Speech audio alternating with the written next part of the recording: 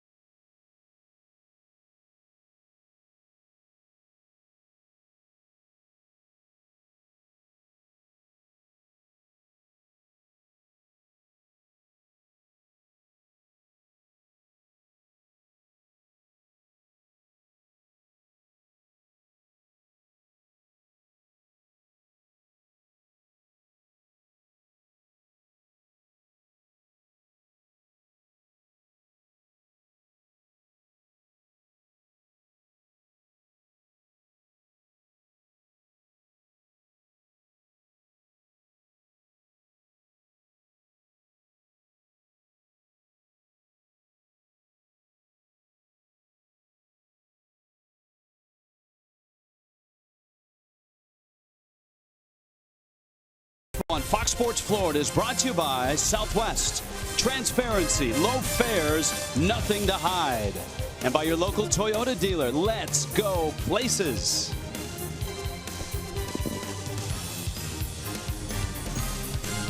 Night falling in D.C., ready for baseball. Nationals Park is all lit up. Marlins and Nationals, Tanner Roark on the hill. First pitch, D. Gordon bunts, and it's a foul ball. It is 0-1. Tanner Roark last year, very good, and in the World Baseball Classic for Team USA. Certainly impressive. 33 starts last year. You see that record, 16-10, 2.83 ERA, but did struggle against the fish. Gordon takes a fastball in. Gordon was 0 for 4 on Monday. Remember, the Marlins opened Monday afternoon here, off day yesterday, in case there was rain. And the rain may come tomorrow, actually. Fastball, Gordon goes after it, lifts it down the third base line. Turner and Rendon, and neither get there in time. And if Trey Turner can't run it down, no one can. Here's the Marlins lineup. Gordon in the leadoff spot. JT Realmuto had a couple of hits yesterday. Christian Yelich an 0 for 4, but hit it hard twice. Stanton with an RBI double and a near home run. Justin Bour was 0 for 4. Marcell Ozuna knocked in a run. Derek Dietrich, Adeiny Echeverria, and Dan Straley. And Gordon back at the plate with a count 1-2.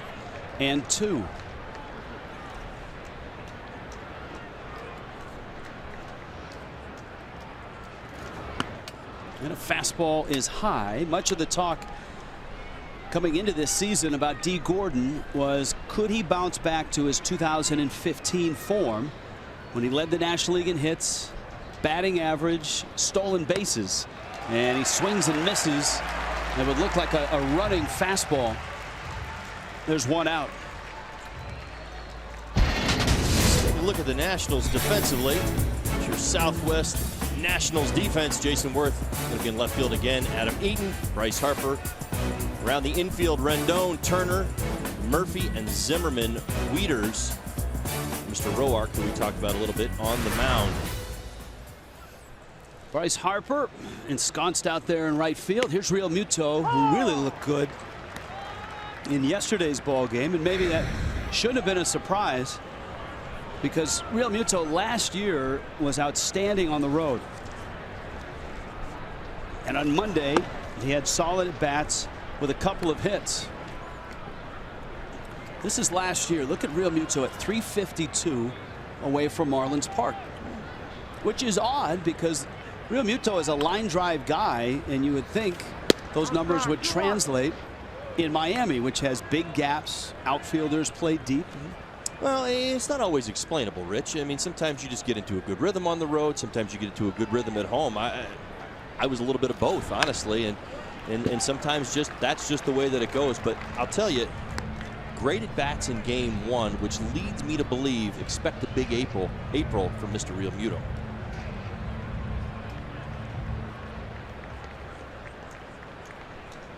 Two balls, 2 strikes.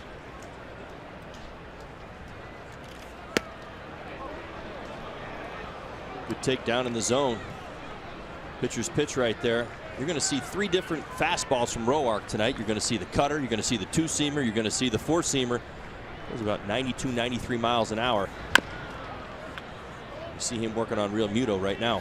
He's always been an underappreciated asset. I mean, they got him for Christian Guzman back in 2010. When he finally got a spot in a star-studded rotation, he was outstanding. 2014, ERA under 3, and he won 15 games. What did he get for that? A demotion. It's an amazing story when you hear his teammates talk about him and what he went through. Being demoted after establishing himself in a rotation, in one of the better rotations in all of baseball, and then to be told, hey, we're going to sign a Scherzer, you're going to be in the bullpen next year, and not saying anything about it is really an amazing story. Just transitioned to the bullpen, and here he is back in the rotation. Realmuto works a walk. Auto Nation brings you the scouting report. What you got on this guy? As I mentioned, you're going to see that mid-90s fastball. And again, there's 3 different types. The sinker, it's going to move down in the zone. You're going to see him throw that cutter. Typically to the lefties, you're going to see it kind of working on those hands. And you'll also go to the top of the zone with the 4-seamer. Does have a slider, curveball, and change. All good pitches for him. He will mix them in as well, but he definitely leads the way with the fastball. Yelich takes a rip at a fastball and fouls it back. Now Yelich in the box score from Monday's game was 0 for 4, but twice to deep center in the 4th and to the wall in the 5th. Hit the ball right on the nose and hit it hard. Realmuto has base stealing speed. And that one fouled back to the screen. Yelich and Roark teammates for Team USA. And Roark with a couple of key starts, including that semifinal win over Japan. And of course, Yelich seemed to have a key hit just about every night, hitting in the 3 spot for Jim Leyland. Well, all talking about their experience and what they extracted from the WBC, that it's in some ways the biggest moments in their baseball careers. And Yelich takes in count 1-2. Yesterday was absolutely gorgeous here. The off day with the temperatures in the mid to upper 70s. It surprised me. Where did that come from? The rain came through the night before and it seemed to warm it right up.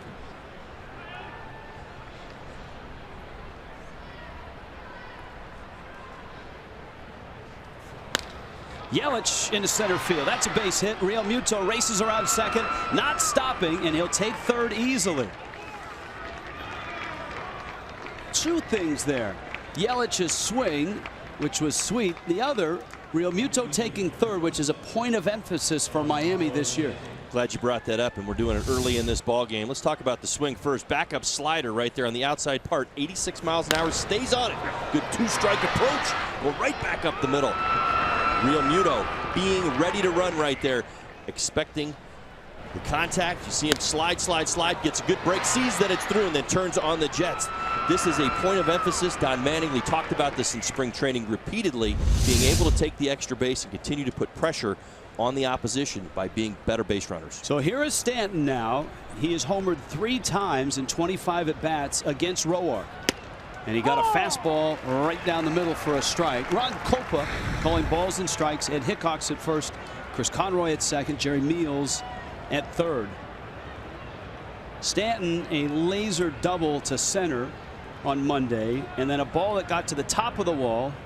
And Jason Worth hauled in left field. And Roark trying that slider, misses away. Stanton, good numbers against Roark in his career. 6 hits, a double, 3 home runs. He's done very, very well in this ballpark as well. This is a big situation early, especially when you think what opening day was, coming right back out and getting the offense going. Good speed with Yelich as well, the trail runner at first. And Stanton out in front, it's 1-2. Doubling up on that slider. Good take the pitch before. This one got a little bit more aggressive, as hitters tend to do when they get into hitters' counts. Goes back to that slider.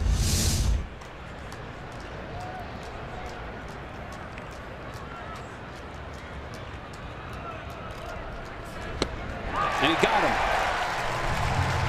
So Roark strikes out Stanton. And here comes Bohr.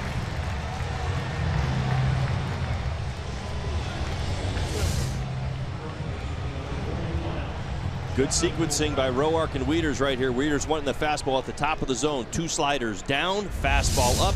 Giancarlo hadn't seen that yet. Challenges him up there, and Stanton went after it. And Wieters didn't really show that until late.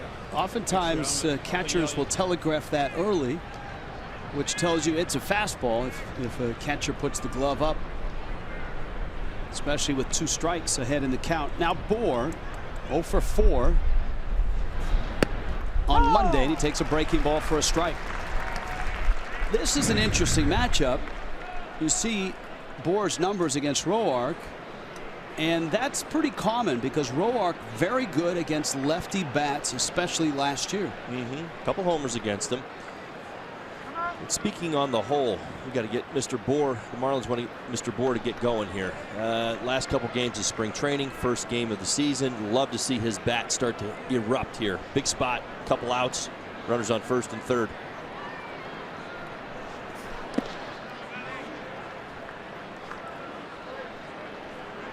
Well, with runners at the corners, the Nationals don't have a full Justin Bohr shift on. You can see the splits last season. Lefty's just 214. Well, also in part because of the situation here with runners on first and third, and Tanner Roark has been forced into the arsenal a little bit more because you've got runners in scoring position, and that's what he has shown us to the last 2 hitters.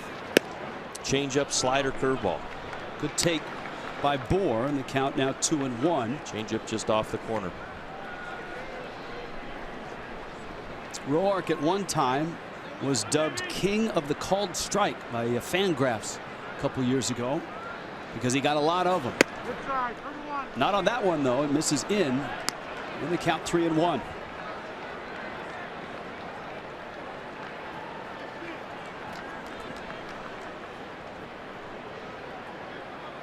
Marcell Ozuna on deck. Yelich at first. Realmuto at third. And it's in. And the bags are loaded. Nice at bat right there from Mr. Bohr. A couple of close pitches laid off him. Looking one pitch, one spot in that situation. Didn't get it. Took the walk. Now Marcell Ozuna. And no place to put him.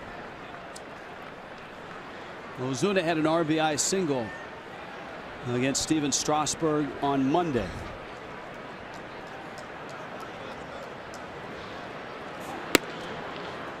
And that fastball misses someplace. It must have been up. And you see the ball strike ratio. And of course 27 pitches. Dusty Baker might not want Roark headed towards 100. You could see that pitch caught the corner and right at the letters. That's a borderline pitch, but a break for Ozuna. See what he gets. 1-0. Oh, he got a good pitch and then fouled it back. Ball and a strike. Roark, of course, pitched for Team USA in the World Baseball Classic. His last spring start was a washout. He did go down and throw 80-85 pitches in the bullpen. So don't be surprised if his limit isn't 90-95 pitches. Ozuna, center field. That's a hit. Realmuto scores. Here comes Yelich. Bohr takes a big turn. He's hung out to dry. Bohr in a rundown. And this won't last long. He's tagged out. But the Marlins get two. Marcell Ozuna, 2 games in, 2 big RBI hits. And it's 2-0 to start. Hey, that away.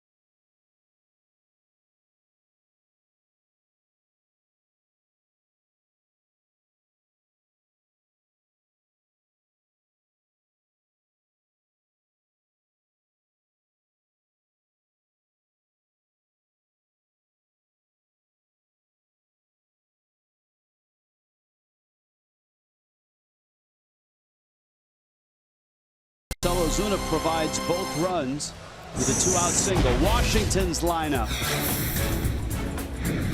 Just like Monday, Trey Turner speedy in the leadoff spot. Adam Eaton in center. Bryce Harper homered on Monday, his 5th opening day homer. Daniel Murphy at second. Ryan Zimmerman at first.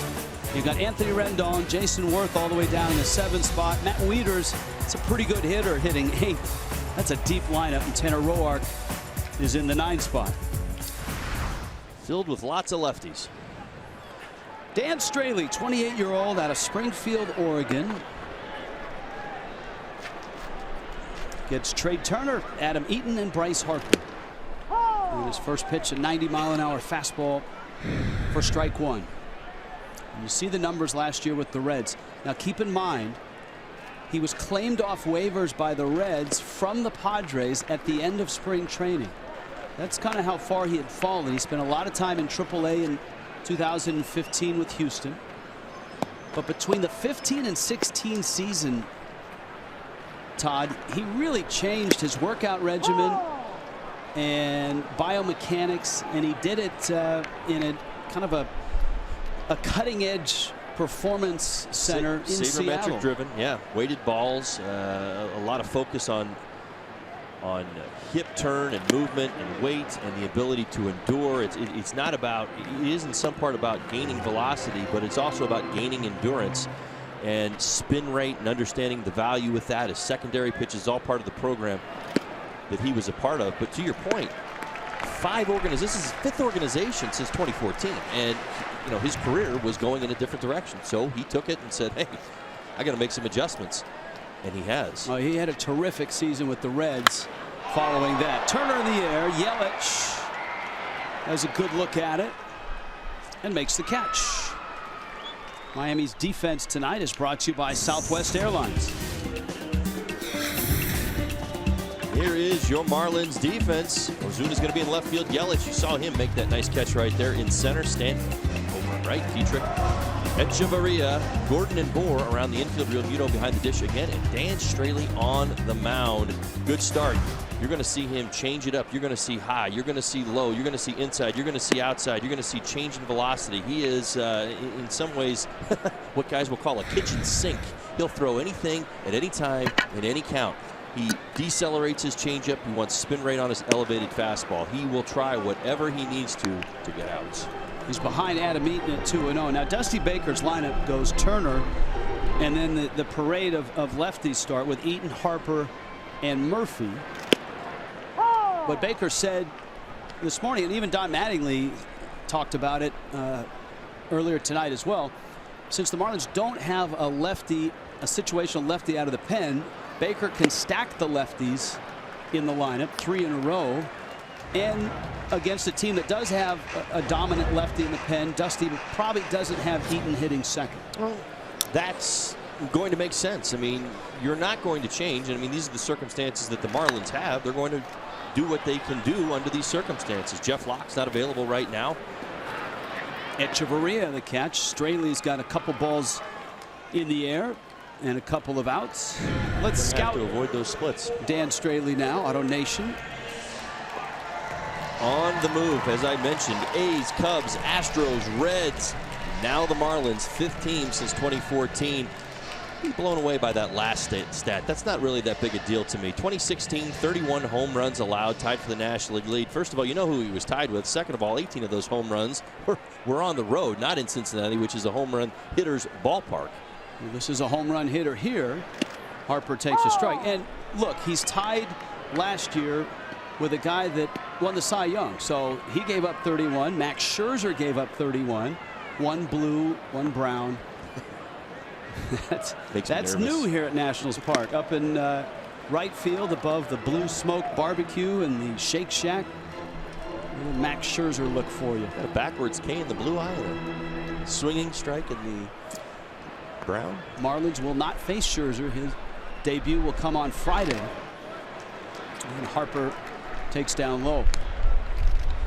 Dan Straley was one of the toughest guys in all of baseball to square up last year. You look at batting average against, one of those stats that tells you, what's he doing. I mean, you look at his numbers through 191 innings last year, only gave up 154 hits. Harper left field. Ozuna is there. And Dan Straley looks sharp here in the first. Miami's off to a 2-0 start.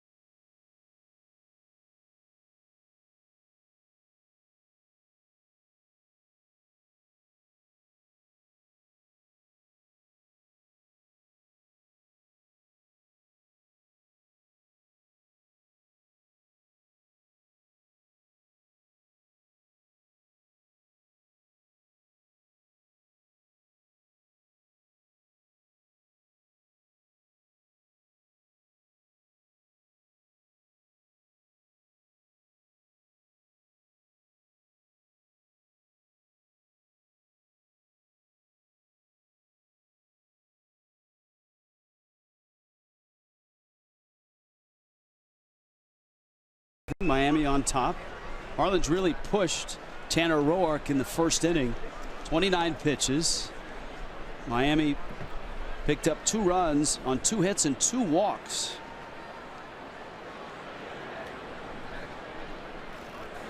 Derek Dietrich takes a big lollipop curve for a strike.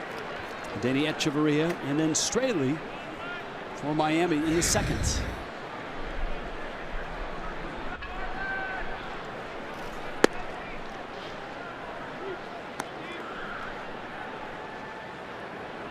Dietrich in there with the Martin Prado rehabbing the hamstring injury. It's fouled back to the screen. Of course, Dietrich last year did a really nice job filling in for D. Gordon during Gordon's suspension. Dietrich, an on-base percentage last year of .374. He slugged .425, 20 doubles, 7 homers. And he gets hit again. See, that was a little further down my list, and Amazing. that was Tanner Roark hit Derek Dietrich 5 times. It's the 5th time. My goodness. And even Roark has a little bit of a smile. It was a curveball. Dietrich didn't budge, and it popped him right on the thigh. All right, our inside look brought to you by Toyota. See, we were going to get there, but little did we know it was going to happen right away. Right away. 4th pitch of the at-bat. My goodness So gracious. Dietrich's already been hit 55 times. That's a team record. He led the league, led all of baseball last year in getting hit. Certainly part of his on-base percentage. Had 24 last year, and that helps the on-base percentage. It's an acquired talent, Rich. That's not something that all hitters are born with, that's for sure. You saw how he took that pitch right there and just turned his hip in, you know, almost as if he was anticipating that slider.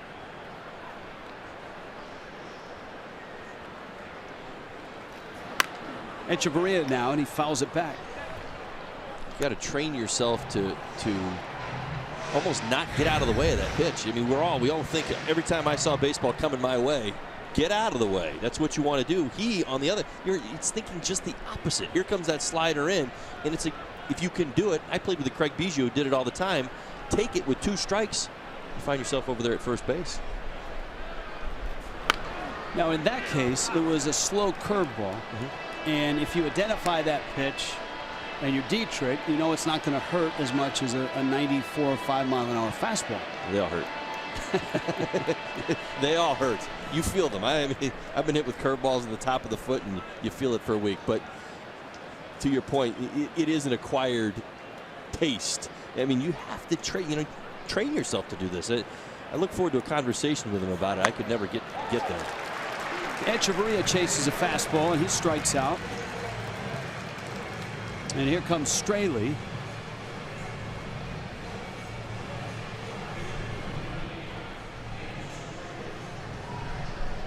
Dietrich and Zimmerman chatting it up. Straley, as far as hitting goes, no bueno. As far as bunting goes, very good. He had 11 sacrifice bunts. That led the Reds. But he opened his career 0 for 48 as a hitter. He finally got a hit against Ivan Nova in September against Pittsburgh, because he was headed right to John Lesterville. Lester, as you saw with the Cubs, was what, 0 for 66 to begin a career? And there's the bunt, and look how good it is. Well, beautifully done. Numbers don't lie.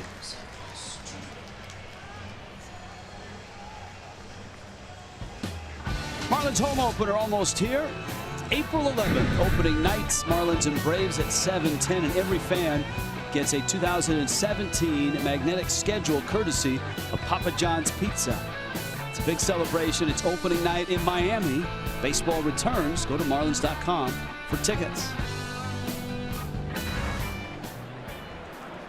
So Straley with the bunt. Good speed with Dietrich at second, and here's Gordon. Now the outfield's not real deep for Gordon, so ball in the outfield and a play at the plate, just keep that in mind. You've got the best arm out there is in right field with Harper.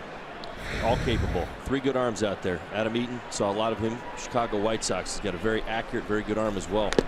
And that hits Gordon. Hits him in the elbow. And so Gordon's on his way down to first. And for Roark, this has been a messy start. He's walked 2, he's hit 2, and he's given up 2 hits. And here comes Realmuto now.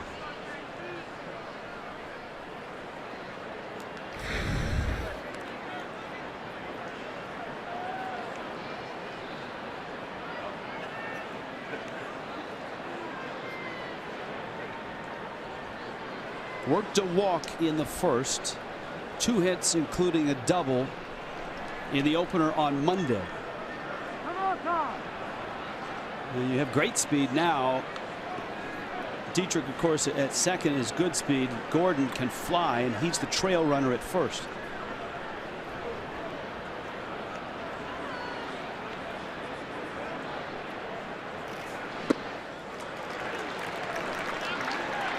With D. Gordon getting hit by the pitch, you also push the outfielders back to a little bit more traditional positioning, which certainly should help Dietrich if Realmuto can come through in this situation right here.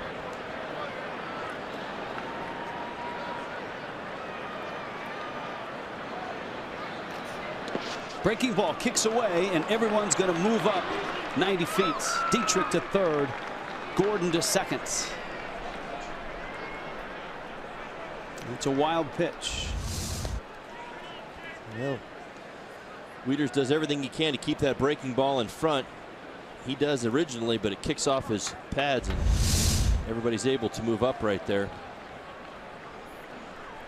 There's Mike Maddox, who had a really nice major league career and has turned into one of the better pitching coaches in baseball. Realmuto drops the head of the bat and pulls that one foul.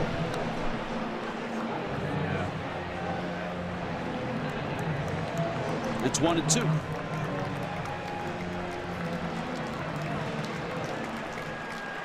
Marlins have been doing a fantastic job of battling Roark here. He's been inconsistent with his breaking ball, fastball scattering it just a little bit. But if they've been disciplined, they've really been able to keep him out of the zone. You see it right there. Tried to get him to chase. He's gone up there twice. Once to Stanton. Once to Echeverria for strikeouts. Tried to get Realmuto to chase. He didn't.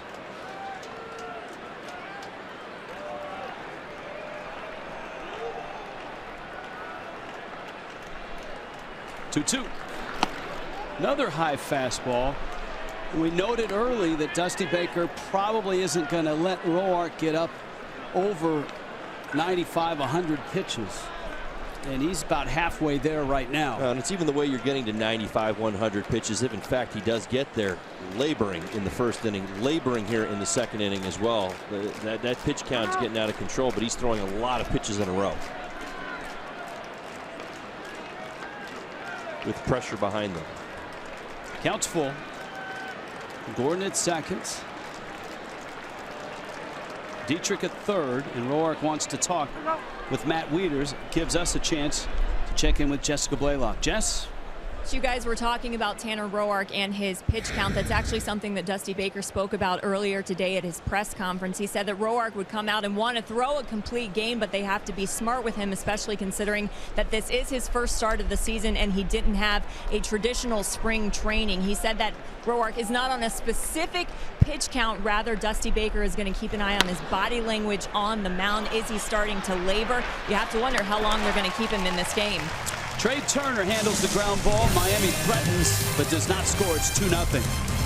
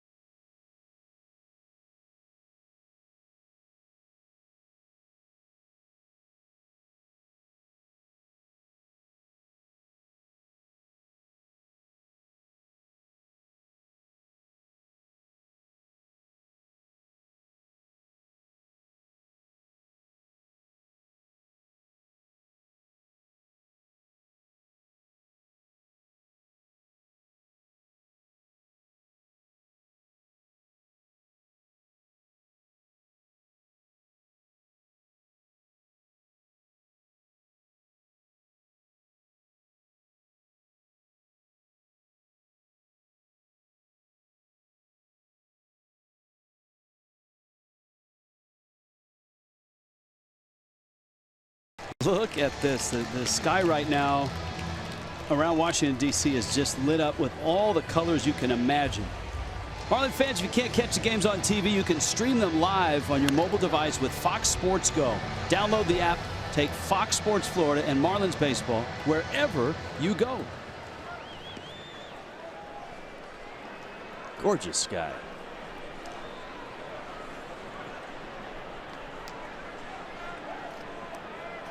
Daniel Murphy, Dan Straley.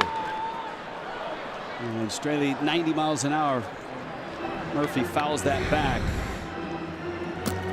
Best ball hit in that first inning may have been Turner's fly ball out to center. Eaton popped to short. Harper flied to straightaway left.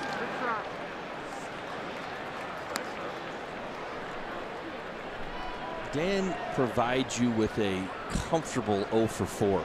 And what that tells you is that he is working towards bad contact. He wants to see pop-ups and balls off the end of the bat. It's about changing those speeds, changing the eye level, and mix in his sliders, going to turn over the changeup. He's going to dissect your swings and then make adjustments. There's your matchup. Straley started against the Nationals twice last year, and in both starts went 7 innings. And even the number line in those starts, 14 innings, 4 hits allowed. But of those 4 hits, 2 were homers. He also walked 7. I mean, this is what Dan, I mean, it really is amazing what he's been able to accomplish over the last year and a half as he's really cemented himself and established himself as a legitimate big league starter in the middle of somebody's rotation.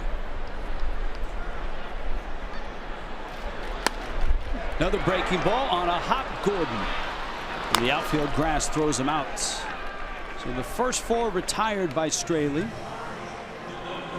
Ryan Zimmerman comes up. Straley's path to the big leagues too, and we talked about getting to the big leagues and pitching in AAA a lot in 15, revamping everything, going into a terrific 16. He grew up in Oregon, and by the time he was thinking about college, Oregon State had just ripped off 2 national championships. And that's where he wanted to go to school, but they didn't recruit him. And so he ended up at small Western Oregon University, not Division I, decided he wanted to pitch someplace else and ended up at Marshall University. Yeah, the We Are Marshall, the Thundering Herd. Not a lot of baseball history there, but Straley was a 24th round pick by Oakland. Well, he's been seeking opportunity. He's been told the word no more than yes in his life. Talked about early in his career battling some weight issues and lack of velocity, at times lack of movement. This is what you're going to have to do if you want to be a big league pitcher. He's heard a lot of no in his life. He's gone out for teams, even in high school, and was told, no, you're not good enough to be here. Zimmerman sends it to right. Stanton looks up, and that ball is gone. Goodness. You have to be a strong man to hit a pitch that high up in the zone out opposite field. And Zimmerman just tomahawked that ball out to right. Zimmerman looking to bounce back from a very disappointing season last year. It's off to a pretty good start so far. You see him take an elevated fastball. This is out of the zone, and get on top of it and drive it out to right. This is about approach, people. Front side strong, and he was looking to go the other way. Hit it well enough to carry it out of here. And so Straley gives up a home run as his first hit here in 2017, and Anthony Rendon comes to the plate. Zimmerman's got a lot to prove. He certainly wants to prove that he can still play. Rendon fouls it back.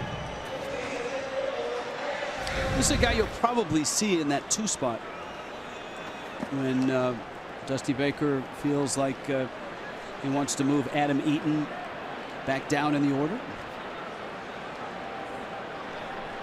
They're interchangeable, very similar players between Eaton and Rendon. Eaton's got some power, runs a little bit. He's probably more of your traditional 2-hole hitter.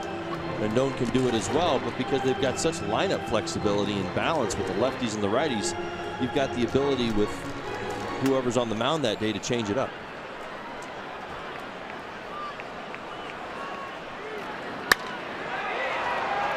Yelich coming in, and he makes a catch. So 2 outs here in the second. This copyrighted telecast presented by the authority of the Marlins may not be reproduced or retransmitted in any form. The accounts and descriptions of the game may not be disseminated without the express written consent of the Miami Marlins. Ryan Zimmerman cuts Miami's lead in half. And here is Worth.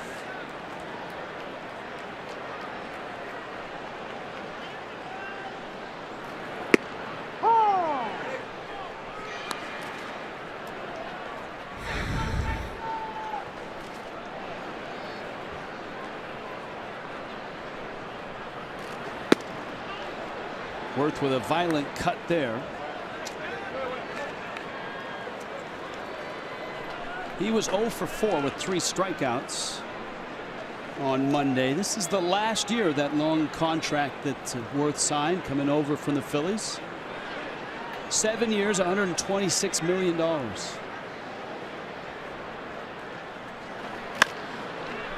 he bounces it out to short. Echeverria on to first. Ryan Zimmerman homers to right.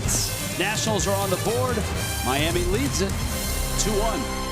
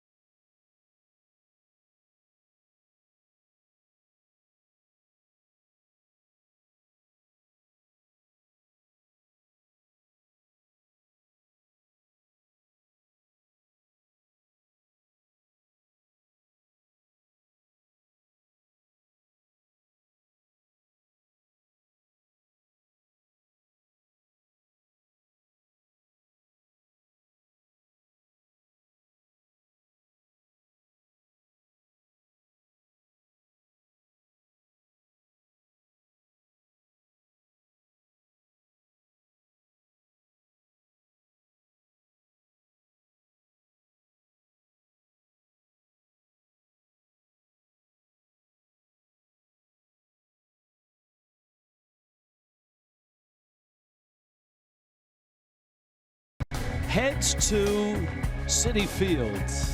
Look at that. Jess already in the selfie mood. Look out. Marlins and Mets Friday night, Saturday night. Now Sunday's game is the national game on ESPN. Marlins and Mets on Friday night. This is Christian Yelich and Tanner Roark. Changeup at 83 for a strike. Marlins got their 2 runs in the first. Yelich singled and scored. Marcell Ozuna knocked them both in. Ozuna had a 2-run single. It scored Realmuto and Yelich. And Roark looking for a quick 3rd inning. 46 pitches through 2 innings already. 0-2 to Yelich. Breaking ball misses in. Yelich, of course, coming off his career year in terms of homers, 21. Runs driven in, 98. Slugged .483. Was on base at a .376 clip. The thing about Yelich, all 4 years in the big leagues, his slugging percentage has increased. And as Don Mattingly talked about last year, the power in Mattingly's mind is coming. And he showed that certainly last year. Yelich is out as Murphy makes a nice play. Yelich is not trying to find that power or generate more power from season to season. He's just allowing it to naturally happen, and that's what you want a great hitter to do. Just allow it to happen. Some guys will go out and honestly and admittedly did it myself in my sophomore year. I thought I was told I was supposed to go from 12 homers to 20. I went from the 2 spot in the lineup to the 6 spot in the lineup and thought I was supposed to produce something different. Yelich has just stayed as consistent. It's exactly what you want. Allow that power to develop as he starts to find it to left center field. The doubles will turn into homers, and we're starting to witness that. Stanton gets a slider and rolls it to short. Turner on to first. And Roark has 2 quick outs, both on the ground. And here comes Justin Bour. The Mets, by the way, are at home. Jacob deGrom is back on the mound. Mets beat the Braves in the opener behind Noah Syndergaard. And it's deGrom facing Atlanta in a scoreless game. That's in the top of the 3rd inning.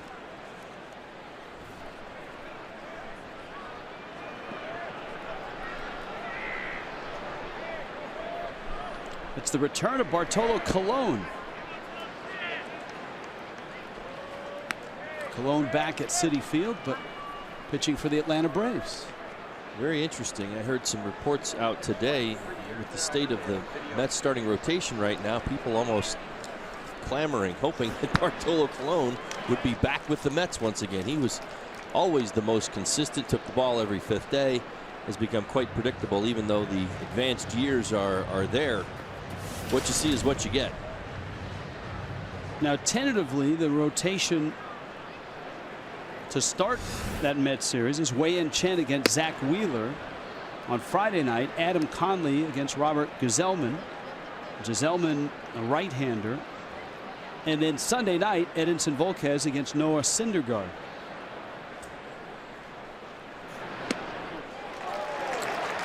And Bour swings and misses as a breaking ball. Now, the one hitch to that is that there is nasty weather expected in the Northeast tomorrow, which could play havoc not only with baseball but also pitching rotations. Whoa, that's a swing. Justin Bour in disbelief. Jerry Meals says strike. And the Marlins inning ends. Roark bounces back. Boy, that's tough.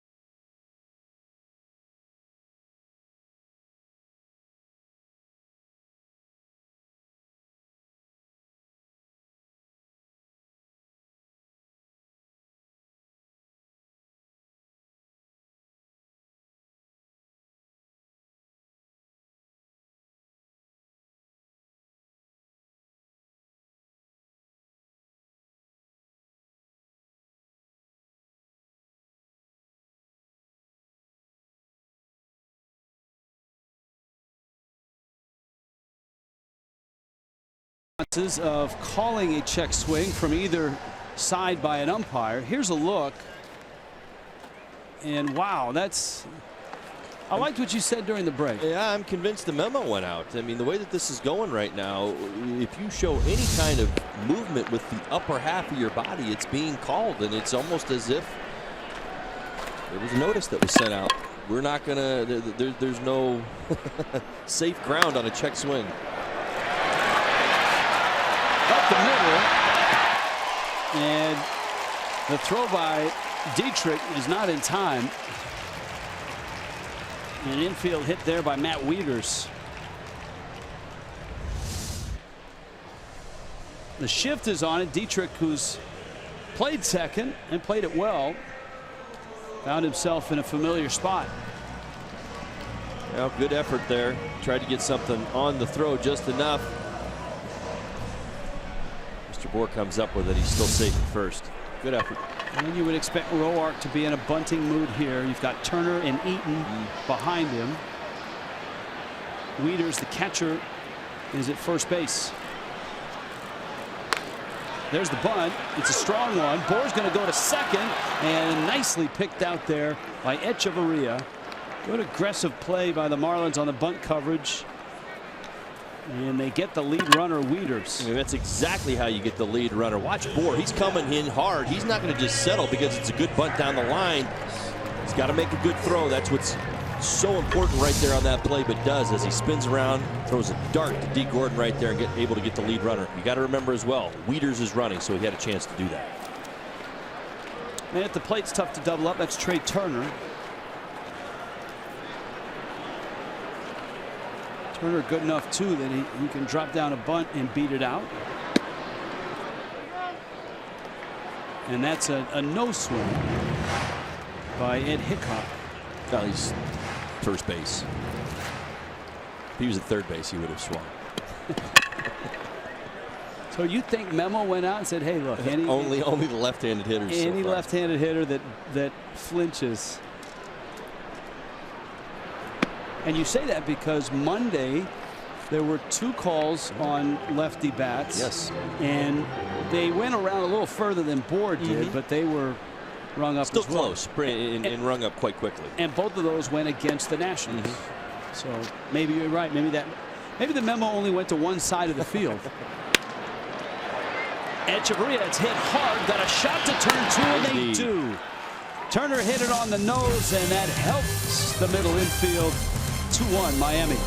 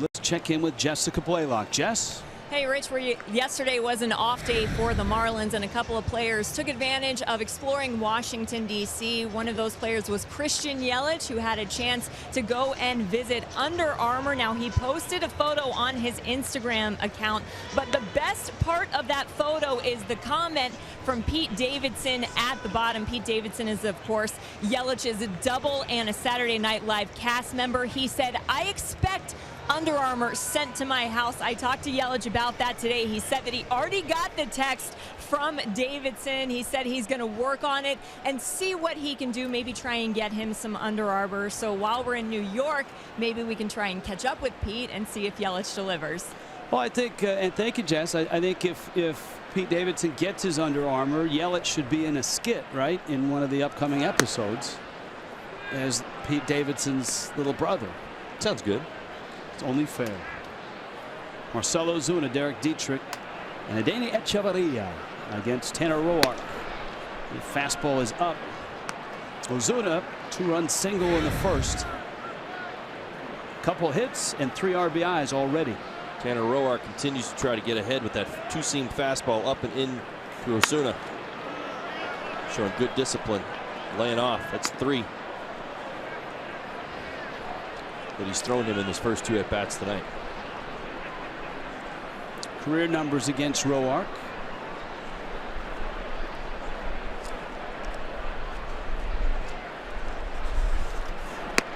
And that's a strike. The curious numbers for Roark. Not good against the Marlins overall, even not good last year, but his last 3 starts last year, he pitched to a 1.40 ERA against Miami. So, breaking ball, he's all over it, and Ozuna rips it to short for out number 1. Marlins hitters have shown great discipline really so far in this ball game, and I believe even going back to last year against Roark in that breaking ball. He's buried a few today that Marlins hitters have left alone. They've kind of gotten themselves into fastball counts, and when even here with 2 strikes, they've done a good job battling against him as well. A nice swing on a breaking ball. All right, here they are again. You know him, you love him. Tanner Roark and Derek Dietrich. 6. Roark, breaking ball. Dietrich pulls this one foul. You know that Dietrich gets hit a lot. He led baseball 24. Roark hit him 4 times last year and hit him here tonight with a slow curveball that came in. Dietrich didn't flinch, took it off the, I think it was the right thigh. Well, the interesting part of this conversation is if you were to ask the 2 of them, I think that, usually when a guy gets hit 5 times by one particular pitcher, that hitter's usually pretty ticked off about what's going on, and clearly there's some intention there. But I think in this case, if you were to ask the 2 of them, I think Tanner Roark would tell you he's the one who's frustrated about the 5 hit by pitches in regards to Dietrich, because much like his the first one in this ball game, it's a bad breaking ball off the back leg. Fastball up. Dietrich holds, and it's 2-2.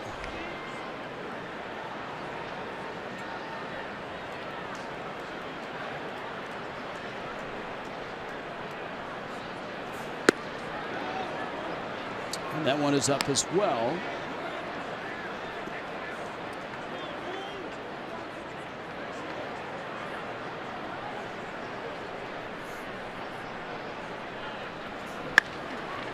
Three-two pitch hit in the air to left.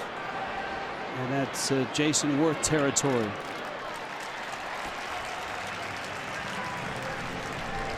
So there's 2 outs. Marlins and Mets, that's the 2nd series at home. And on the 14th of April, on a Friday night at 7:10, first 10,000 fans will get a Don Mattingly bobblehead courtesy of Aquafina. Make sure you get your tickets at marlins.com. You have a bobblehead? I do not have a bobblehead. You should. Oh, I don't know about that. Why not?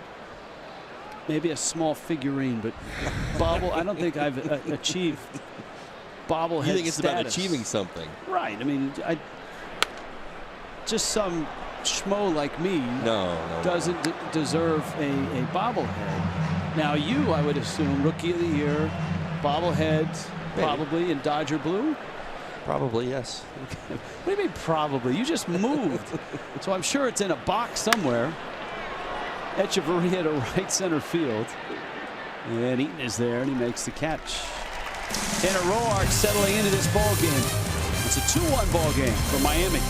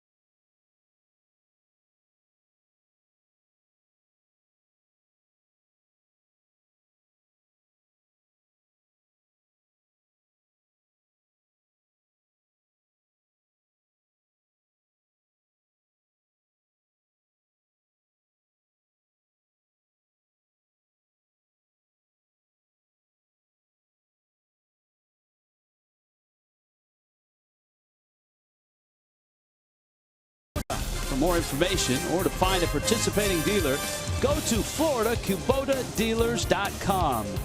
And by Publix, where shopping is a pleasure. Night has officially fallen here in Washington, D.C. High atop Nationals Park. Rich Waltz, Todd Hollinsworth, Jessica Blaylock is here. It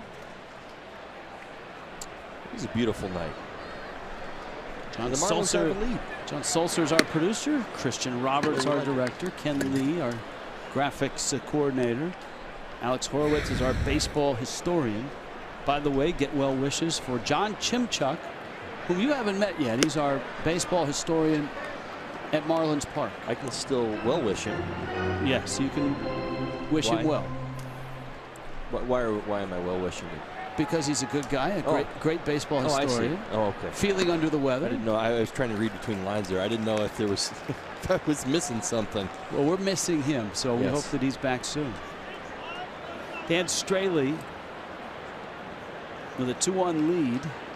It's into the teeth of the order here for the Nationals. Eaton, Harper, Murphy. And if anybody reaches like Eaton, a good chance you'll see Zimmerman as well. First walk issued by Straley. 4 o'clock game tomorrow here in D.C. And it's brought to you by our South Florida Honda dealers. Marlins Live is. It's our pregame presentation. Early Easter in Washington, D.C. Why not? Marlins off-season adventures. And Jessica Blaylock live in the district, in the Beltway. She and George Will be on tomorrow discussing the latest Washington happenings. George Will, a big baseball fan. Saw him at the ballpark on Monday.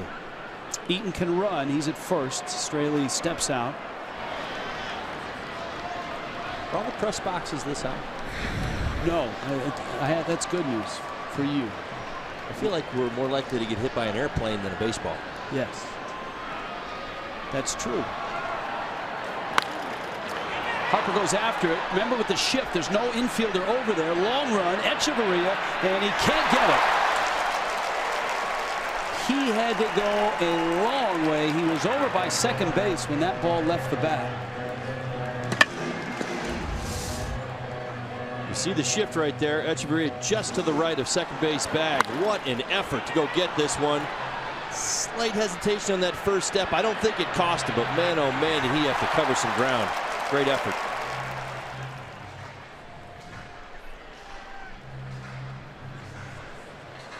Well, with a hitter like Harper at the plate, that's always an ominous feeling when you get a ball like that. Got a lot of spin on it as well. Somewhere in some cubicle, someone is figuring out the spin rate on the pop-up. Eaton's at first. Harper dialed in here with an 0-1 coming. That is our game today.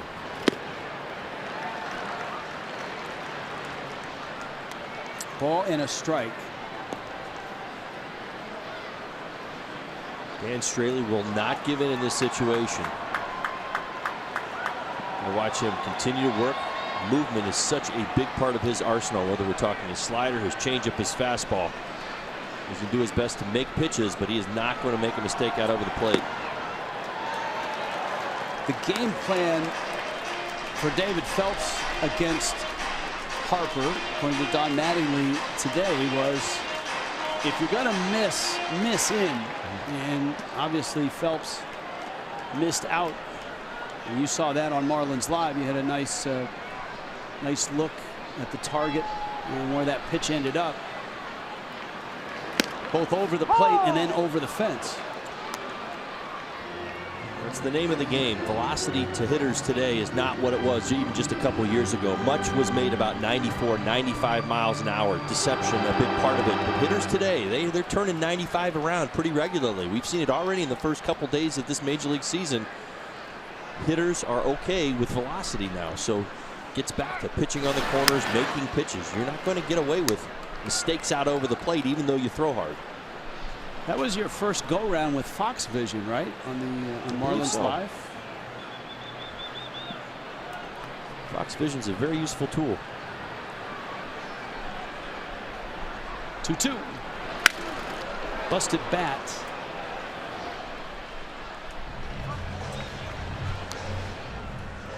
This is what Dan Straley is all about. You see those 5 pitches all around the zone. The 2 pitches on the inside part of the plate, which you see right there, off the plate, in on his hands. Bryce Harper just broke his bat. The other 3 pitches, those 2 in the lower corner, change-ups with depth. All right, what do the different levels suggest there? Because a lot of times you see a 5-pitch sequence, and they're all in a similar quadrant. But Straley it's scattershot. You don't want to fall into a pattern. I mean, that's his game. When you've got 96, you can show a little bit more of a pattern, but because you throw so hard, you might get away with a little bit more. But in his case, he only throws 90, 91 miles an hour with the fastball. He does not have the leverage, the ability to get away with that consistently. He has to change location, eyesight, movement, and speed. You see Bryce Harper battling right now. That's what he's battling through. He broke his bat on a curveball on the inside part of the plate, and he popped up a changeup that what we saw early in the at-bat going the other way as well. So he's seeing a changeup low and away. He's seeing a curveball up and in. Eaton hasn't budged from first. Harper hits it down the right field line. Dietrich running out, and that one is going to fall just beyond Dietrich. Stanton came into the picture late. As you would expect, he's playing deep with Harper up.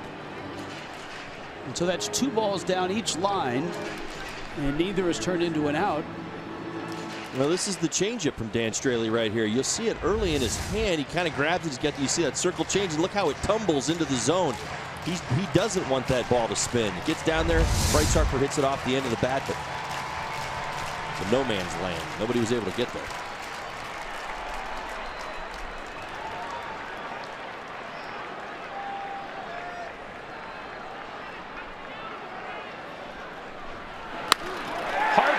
That's a fair ball and into the corner. Eaton races for third. Stanton up with it. Eaton around third. On his way home, and he scores. The game is tied. A double for Harper.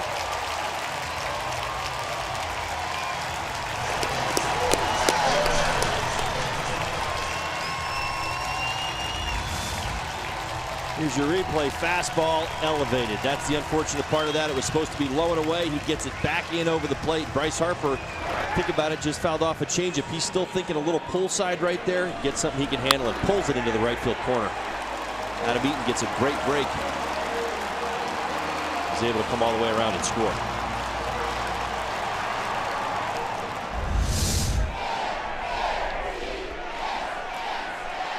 So a 2-0 lead is now 2-2. Gaudy numbers against the Marlins. And here is Murphy. Murphy bounced to second.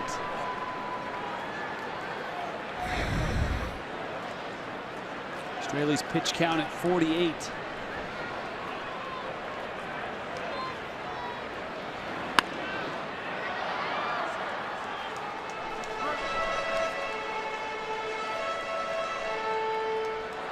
Marlins and Mets Friday night. We'll have Friday night, Saturday night's game on Fox Sports Florida. Sunday night is the national game on ESPN. Then the home opener on Tuesday the 11th. 2 with Atlanta and then 4 with the Mets. So 7 games against the Mets in the first 2 weeks.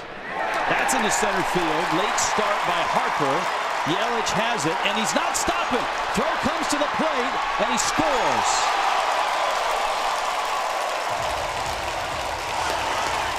And the Nationals have the lead.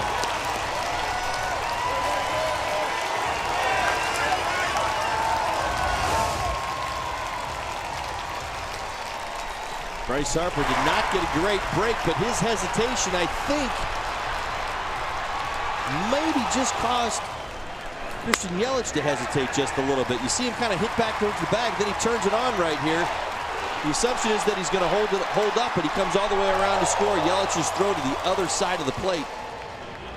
Nats take the lead 3-2. Well, a couple things on that play. Number one, the throw from Yelich hit the mound on the way in. Opposite side of the mound.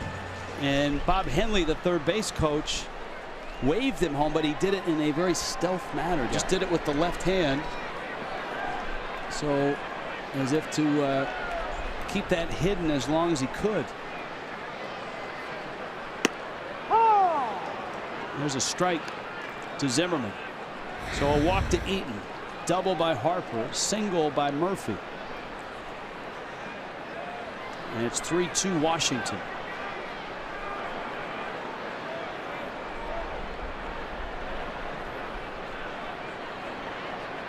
Zimmerman took a high fastball on the outside part, may have even been further out than that, and hit it out on a line to right. And an amazing piece of hitting.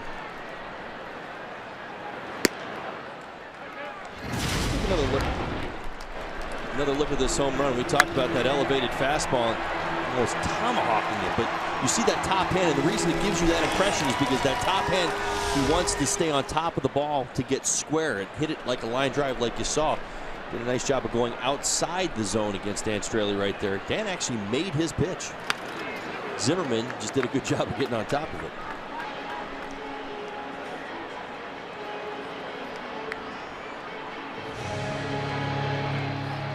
One, two.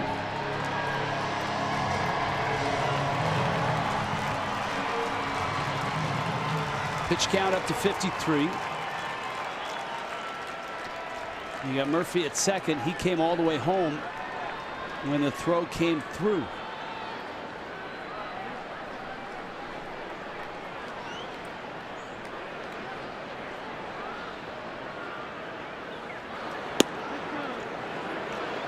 Just missed. 2-2.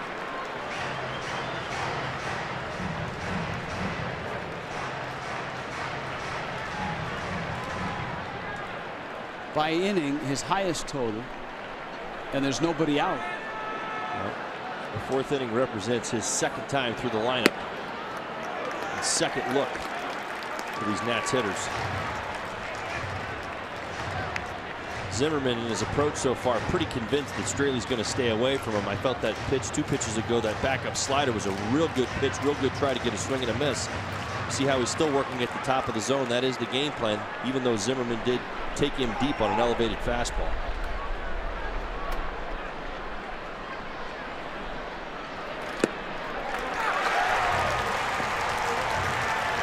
Zimmerman walks.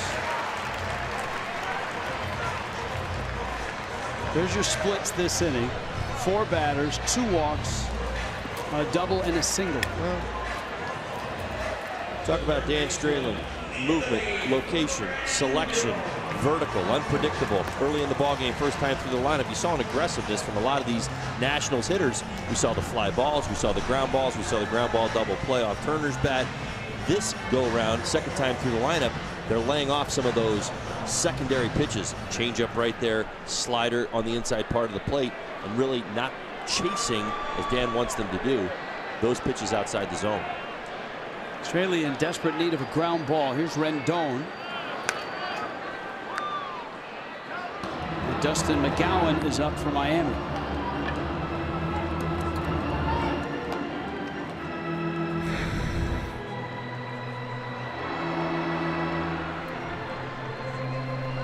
This could be a really good matchup. Remember, this is opening day for Rendon.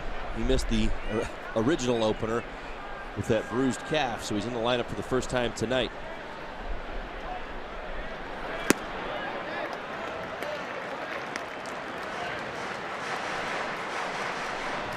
That first one you hunt for every year is not always the easiest one to get, that first base hit on the season.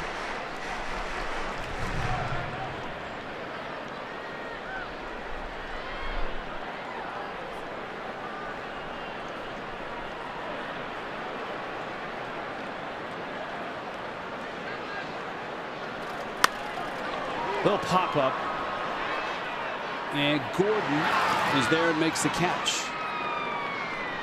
It wasn't an easy play when you think back to it. But remember, Danny Echeverria racing after that pop up early in the inning.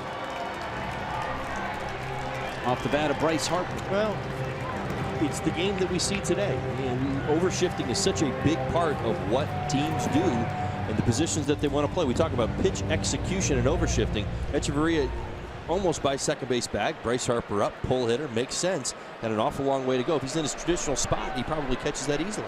But that's the game.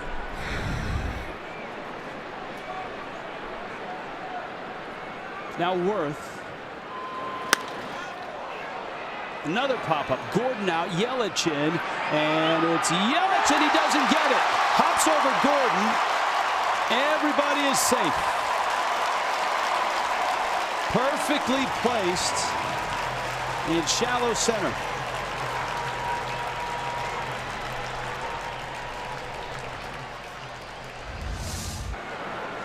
Well, you see this ball go up. D. Gordon gets a great break on it as he's going back, but he realizes he's not going to be able to secure it, so he kind of tries to get out of the way, and I believe that messed Christian Yelich up a little bit right there. You watch him, he gets a little hesitant as he tries to reach right there because D. Gordon's on the ground, and I think that's just a perfectly placed base hit, as you said.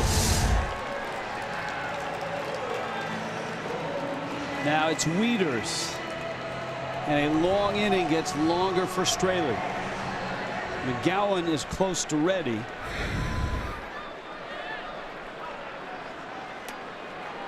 Wieters a switch hitting catcher. And the shift has 3 infielders, first base side. Realmuto digs it out from under the in front of the plate. There's the shift. Well, this is going to be a real big test for Dan Straley. With the base hit his first time up, Wieters is now 4 for 5 with 2 home runs against Straley in his career. So this is a big, big spot.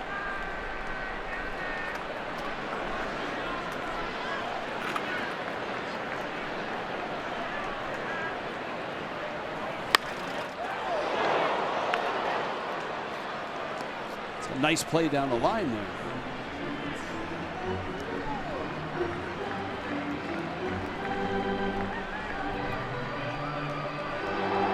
One of those atom balls right now, you know. Hard hit right at somebody. Boer's not holding Worth at first. He's well behind him. Gordon and Echeverria also on that side of second base. 1-1.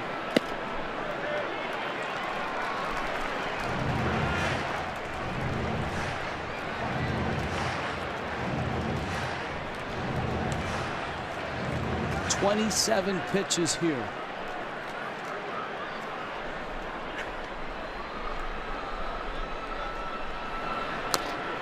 It takes a while to add a word to the dictionary, right? I mean, if a word like texting, probably got to go through a lot of channels, right? Do you think the word stressful inning is in there yet in Merriam's dictionary? And if so, this would be a great inning to put in there, right? The baseball dictionary. I'm feeling the stress way up here. A lot of action on the bases, a lot of pressure pitches. First 3 innings really sailed through.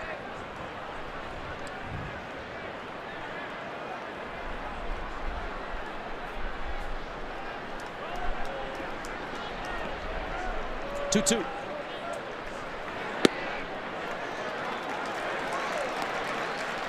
Wieters, the 7th hitter this inning. We talked about those numbers.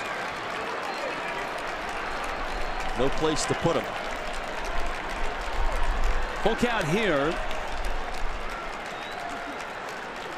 The pitcher, Roark, is on deck. Bags loaded. 1 out. Dan Straley and Matt Wieters. And he chased. Changeup that looked like it might have been up and out. I believe you're right, but looked like. And when it's a changeup, it has a tendency. There's a hitter, you see it a long, long time, and you're like, oh, just foul it off. Just get a piece of it. I got 2 strikes. I got to protect the strike zone. You tend to think that way, and that's what Dan Straley's trying to prey on right now. He makes that pitch again. Maybe he gets that bad contact he's looking for.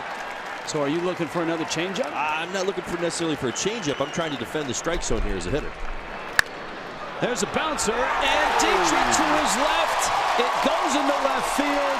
2 runs will score. Wieters goes against the shift.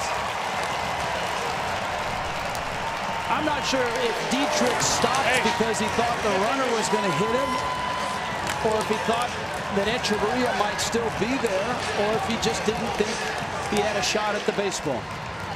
It's a great question. Only guy on the left side right there, but there is definitely some hesitation right there where you thought he was going to go all the way through. Maybe he's just convinced he wasn't going to get to the ball.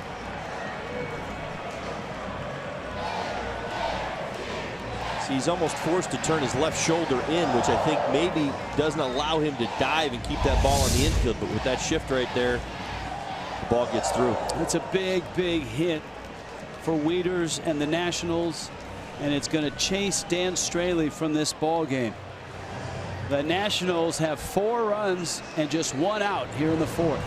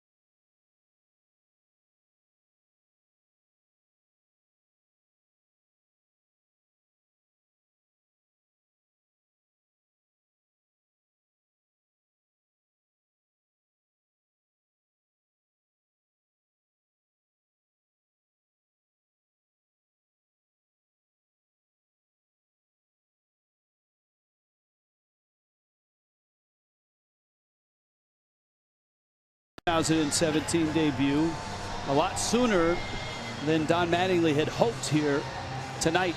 Here's another look. Bags loaded, 1 out. The shift is on. Dietrich, the only man on the far left. He's hidden. Watch his shoulders. See how he kind of turns right there, turns that back shoulder in, kind of has that little banana turn. I feel like if he would have gone straight at that, maybe under those circumstances, you're playing keep that ball in the infield at all cost. But I think that little shoulder turn cost him a step, and then he realized he was too far away for a step and a dive. Well, by rule, it's not Dietrich that has to avoid the base runner. It's the base runner that has to avoid Dietrich. So here's McGowan now. Runners first and second. Roark is going to bunt, or at least try to. And McGowan with a strike. Nice bunt. And Realmuto throws him out. So 1 pitch. The sacrifice is successful. And now it's McGowan against Trey Turner with 2 runners in scoring position. The Nationals have a chance to really crack this game open. And obviously McGowan's job is to keep it at 5-2.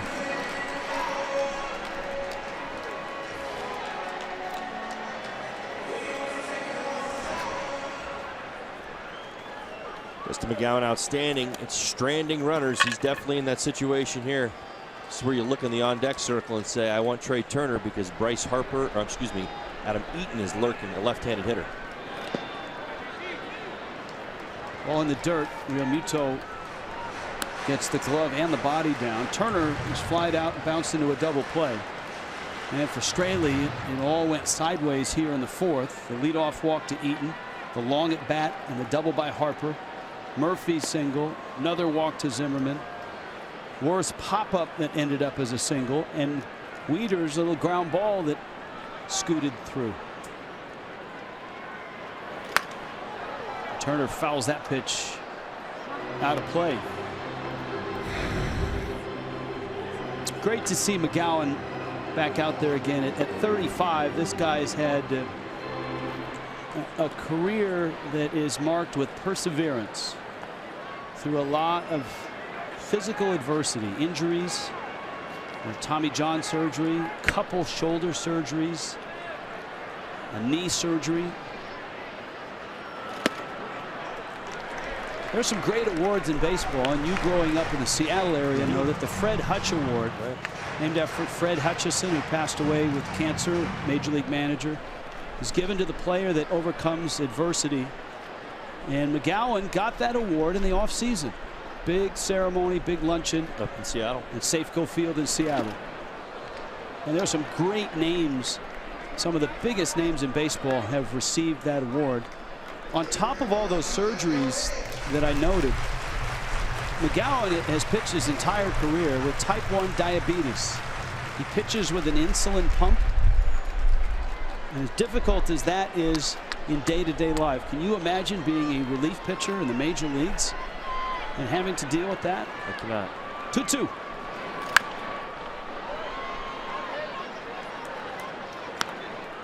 Great story of perseverance. Tells you how important these careers are to these men. 2 balls, 2 strikes. Turner got off to a fast start with a double last night,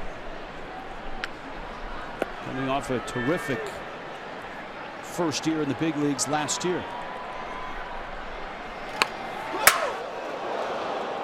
Look out. Everybody all right? That one is down in the camera well, first base side. And thankfully it didn't hit anybody, but all of our people down there seem to be okay.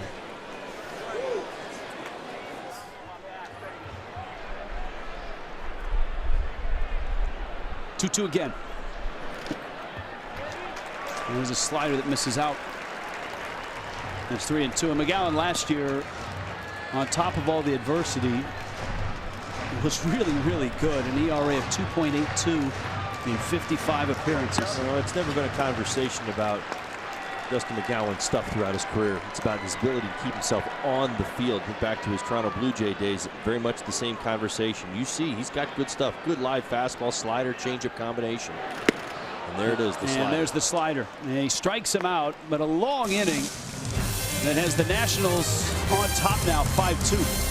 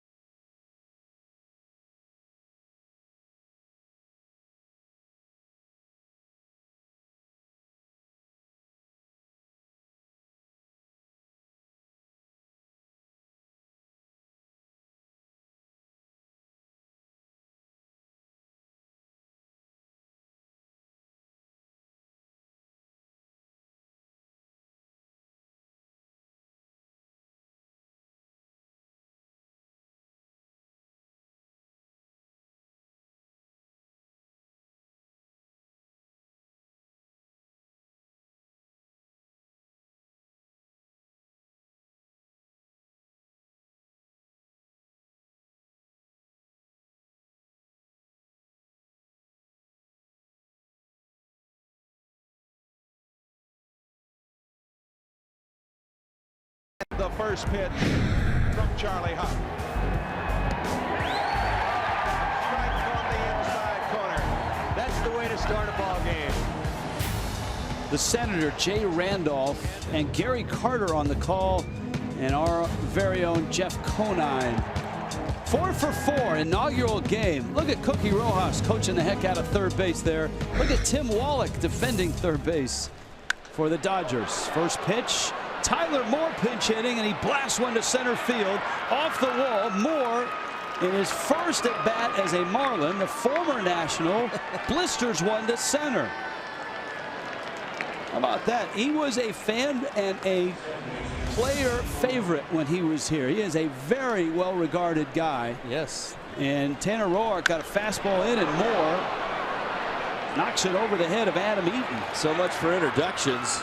Jumps all over that fastball. As a pinch hitter, you want to be ready for it. Ready to swing that bat. He was. Great swing right there. Drives it over the up over the center field right there. Eaton's head bounces it up against the wall. So the Marlins now asset. try to get themselves back in against Tanner Roark. Top of the order, Gordon, Realmuto, Yelich, with Moore at second.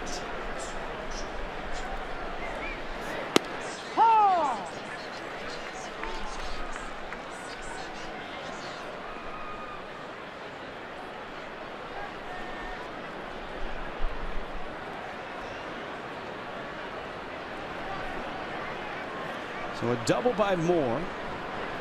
Gordon's been hit by a pitch and is struck out.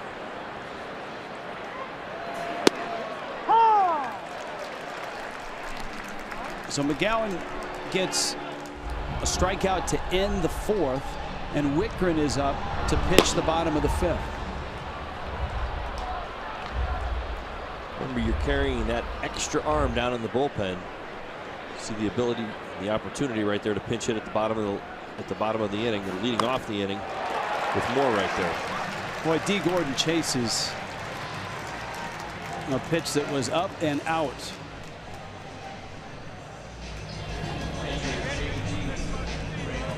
And here's Realmuto now, who's walked and bounced out. The damage for Miami was in the first. A walk to Realmuto, a Yelich single, a walk to Justin Bour. A wild pitch moved him up. Marcell Ozuna knocked in a couple.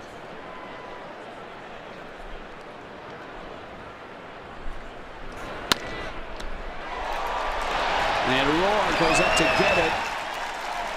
And just like that, there's 2 outs.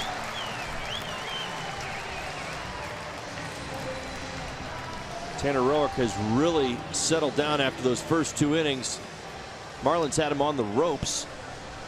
Probably would like to do a little bit more against him, and he's starting to make pitches here these last 3 innings and kind of kept himself in this ball game. Yelich now singled in the first and bounced to second in the third. Moore still out there.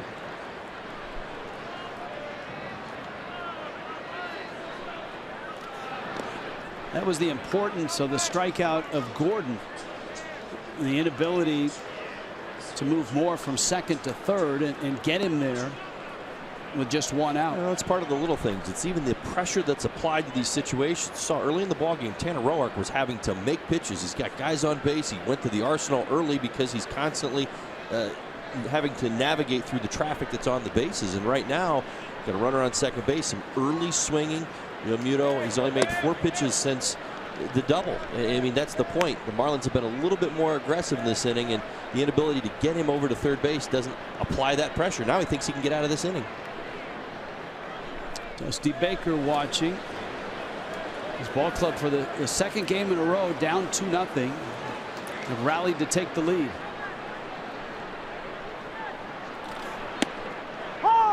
And a strike.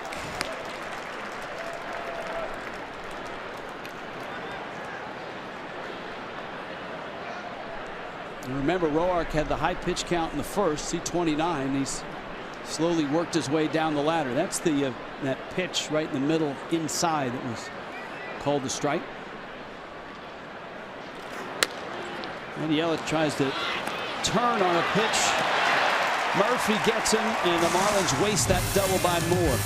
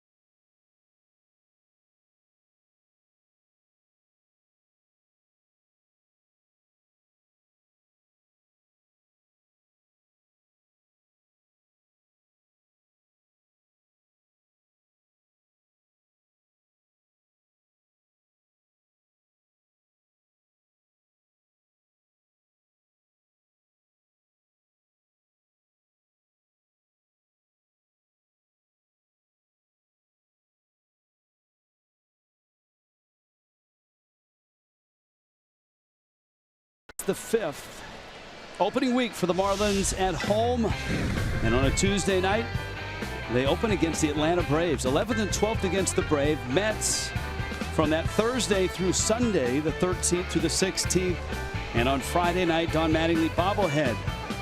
Visit Marlins.com to get your tickets for the opening homestand.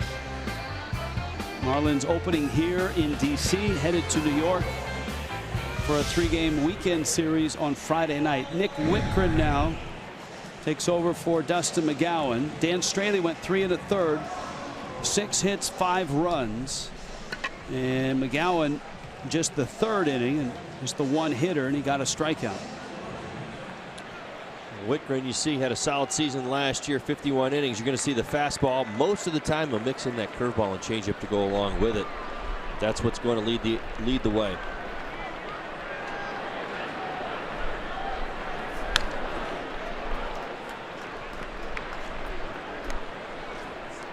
Adam Eaton takes a rip and fouls it off. You got the heart of the order here: Eaton, Harper, Murphy. But as Todd explained on Monday, this is a Nationals lineup that is extremely deep and extremely dangerous. When you get by Eaton, Harper, and Murphy, you've got Zimmerman, Rendon, and Worth. And your number 8 hitter is a 4-time All-Star in Matt Wieters. Yeah, he was 4 times. And he's hitting 8. Whitgren misses outside. Really nice year for Whitgren last year. Nick, a Purdue Boilermaker. A closer as he climbed up Miami's minor league ladder. And he worked his way into high leverage spots near the end of the year.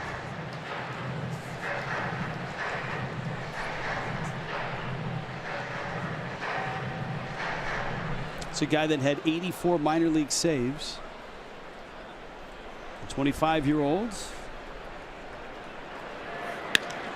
Change up, and Eaton down the line it goes. Ozuna picks it up. Eaton's racing for second, and he's got himself a double.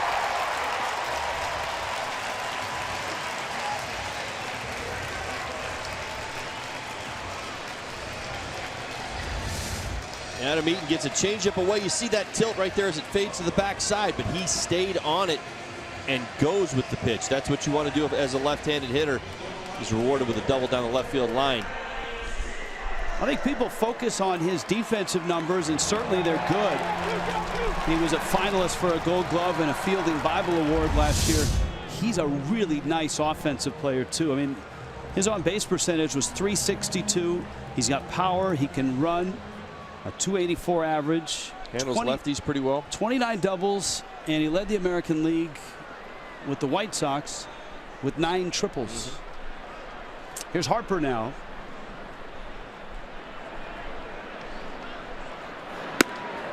And this is not a soft landing for Whitgren for sure.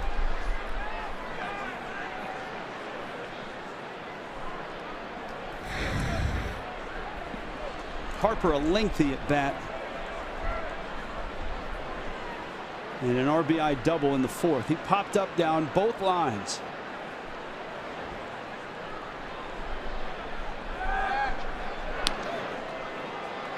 His first pop-up was down the 3rd base line in foul territory.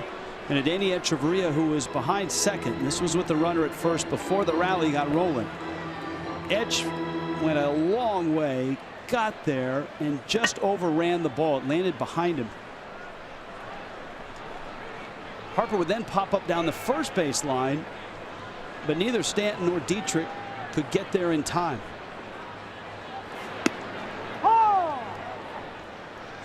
But with the Aprils that Bryce Harper has historically had, home run opening day, the way he's seeing the baseball right now, you cannot be giving extra opportunities to a hitter like this time of the season, or he's ultimately going to get you. He's going to make you bet. Probably picked up a couple opportunities there in that big at bat. That's into center field. That's a hit, and it's going to drive in another run. My goodness. Harper is locked in. He always seems to be locked in the month of April.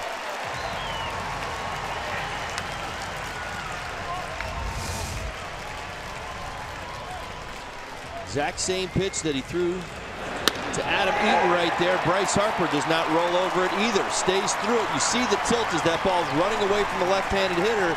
In order to hit it hard, you have to stay through it. You can't roll your hands over right there. And both hitters in a row, including Bryce Harper, able to stay through it and drive it back to the opposite field.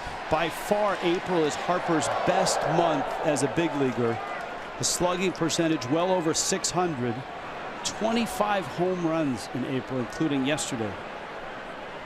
And he's got a double, which knocked in a run, and now a single, which knocked in a run. And it's a 6-2 ball game. Here's Murphy. You think back to what the Nationals accomplished last year, and by definition, the down year that Bryce Harper had. When you look at what this team can potentially do, you add an Eaton, you got a Murphy swinging the bat, and a Harper right now. Goodness. To left, Ozuna is there, and he makes the catch.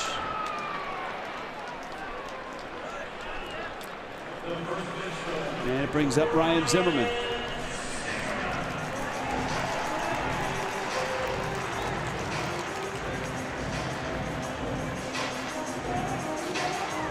Zimmerman's home run was to right center. Speaking of home runs, Jay Bruce has homered for the Mets, and that's the only run of the ball game. It's a Jacob deGrom Bartolo Colon matchup. Colon, of course, pitching for Atlanta. 1-0 Mets, bottom 6 in New York. Runner goes. Pitch low. Realmuto's throw in a hurry.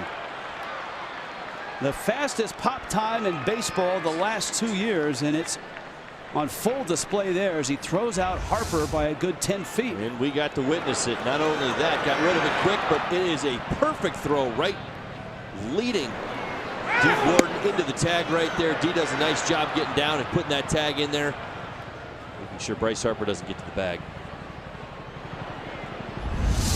Well done. 1-0. And Zimmerman takes outside.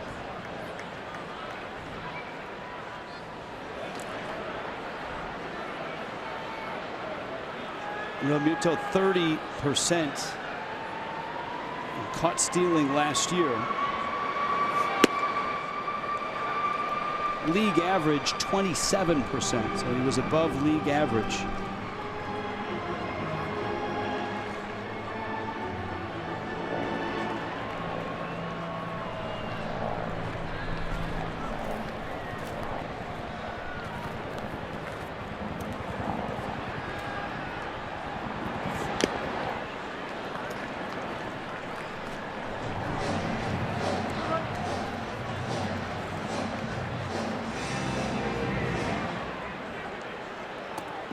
Two and two.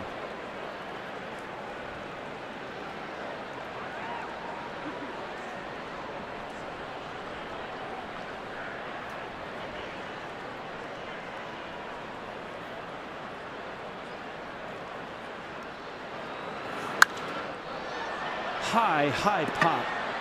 Dietrich makes the catch.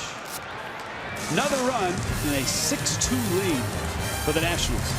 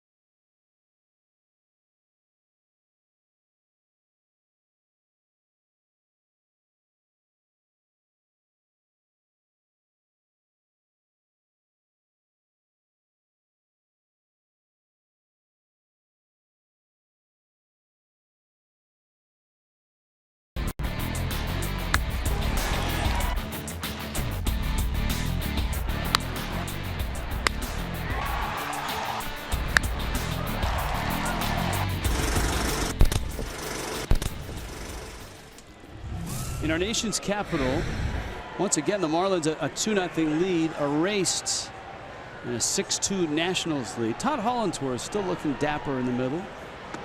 Rich Waltz, Jessica Blaylock, and Todd Hollandsworth. Giancarlo Stanton, Justin Bour, Marcell Ozuna for the Fish.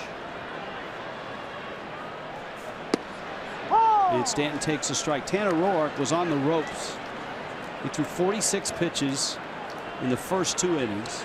Hit 2 batters, walked 2 batters, gave up 2 runs on 2 hits.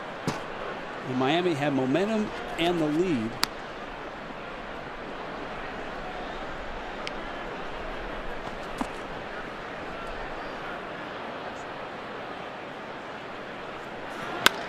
Stanton off the end of the bat into left center field. Worth races on and makes the catch. And so Todd Hollandsworth, this is a bit of a pattern for the Marlins, who on Monday night opened the season with the same start and the same result. That was a 2-0 lead. It was the long ball that the Nationals used to come back on Monday, not so much here. In both of these ball games, Marlins had the lead. I mean, don't skip past the the start of the story, which is you had leads in ball games that you want to hold on to. So the Marlins are going to have to find a way. If you remember back to Game 1, they went 0 for 13 to end the game. It was the bats almost fell quiet. It's got that feeling once again right now. The bats early in this ball game in the first and second inning for the Marlins looked really, really good, but right now seems like there's some easy outs. Roark has settled in, and he's on his way to probably 6 innings of work tonight, when it felt like he may have only gotten 3 at the beginning of this ball game. Right. I mean, look, here he is at 88 pitches. You saw the bullpen is up. And we told you early that Dusty Baker probably was going to 90, 95. Yeah, between 90 95. Now that things are going well and he's settled down, maybe he's got 100 in him. Also has a 4-run lead now. That helps too. There is Dusty Baker, his career numbers against the Marlins. That is a hard-throwing lefty in the bullpen. Enny Romero, acquired from the Rays right before spring training.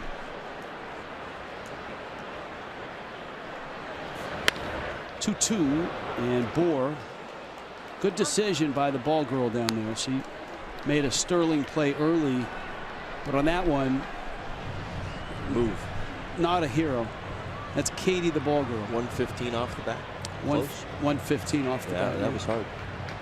She knows StatCast. I mean, look, everybody now is up with the new lingo and the new numbers. Little tapper, Roark on to first in time.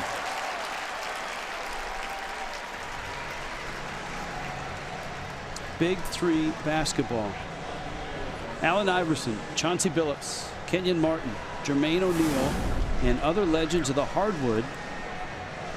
A 10-city 3-on-3 battle, the likes of which hoop fans have never imagined. Ice Cube presents Big 3 basketball, coming this summer on FS1. It's not to be confused with Big 5 basketball, which is what they call that Philadelphia rivalry, but it's Big 3 basketball, and we're not talking about. What's going to do? We're not talking about practice either. 3-on-3. Yeah, well, Allen doesn't practice. Allen Iverson. It's not Big 10 basketball. It's not Big 12 basketball. Not Big 5 basketball. It's Big 3 basketball. Did you happen to see the promo with Allen Iverson that he did for the Atlanta Braves? Yes. In regards to the parking situation? Yes, it was awesome. It was pretty good. If you haven't seen that, Google it. Allen Iverson Braves parking.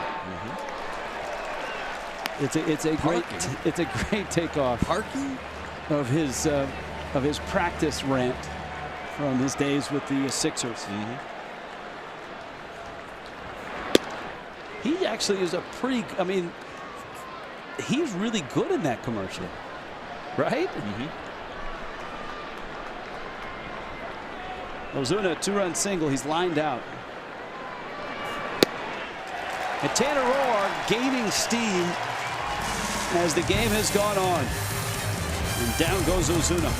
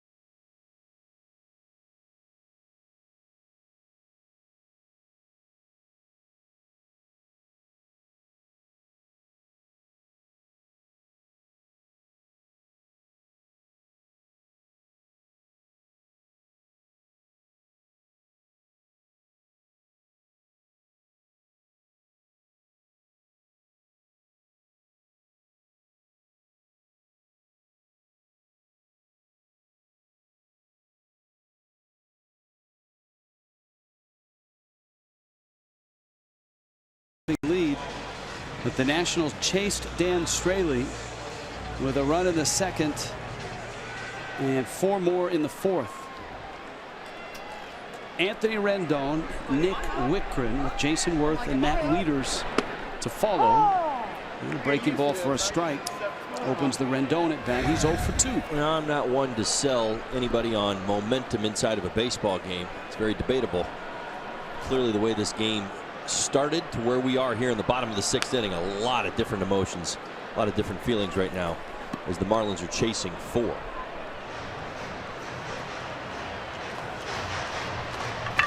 Dan Straley, 3 of the third, 6 hits, 5 runs. The Zimmerman homer in the second was the first run for the Nationals.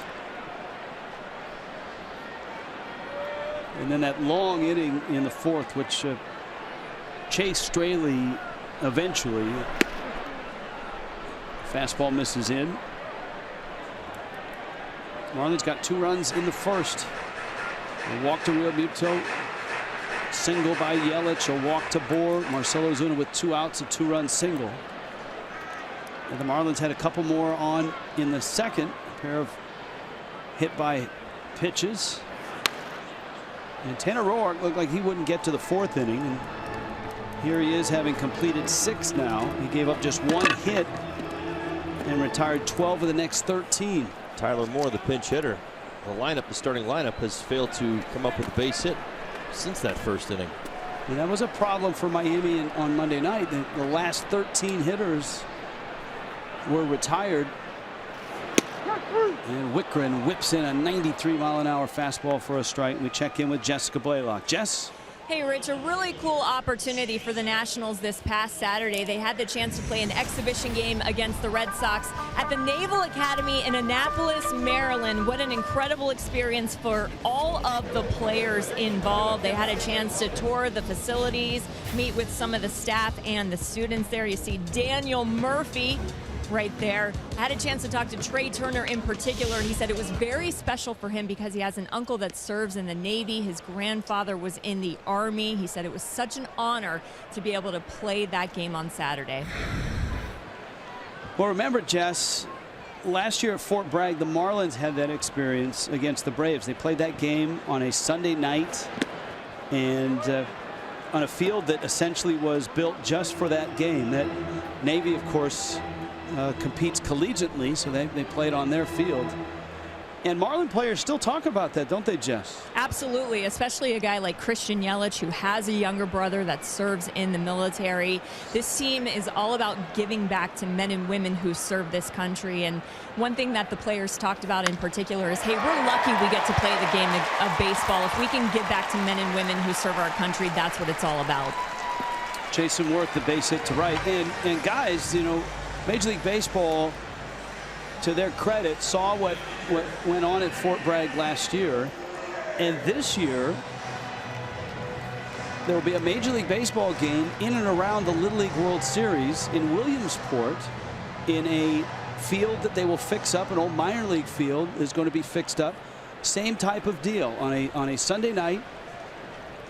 I want to say it's the Pirates and the Cardinals. That is correct. Who will play in that game. And they will spend the day, the players will, at the Little League World Series, going to games, doing some clinics.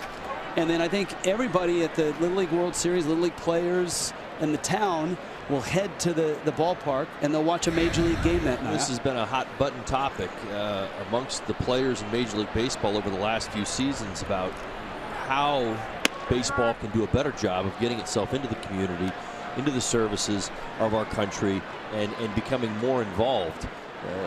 Used to be, you know, those doors were hard to swing open, you know, to get, you know, teams to participate in games like this, to go out of their way and play at the Little League World Series or Fort Bragg.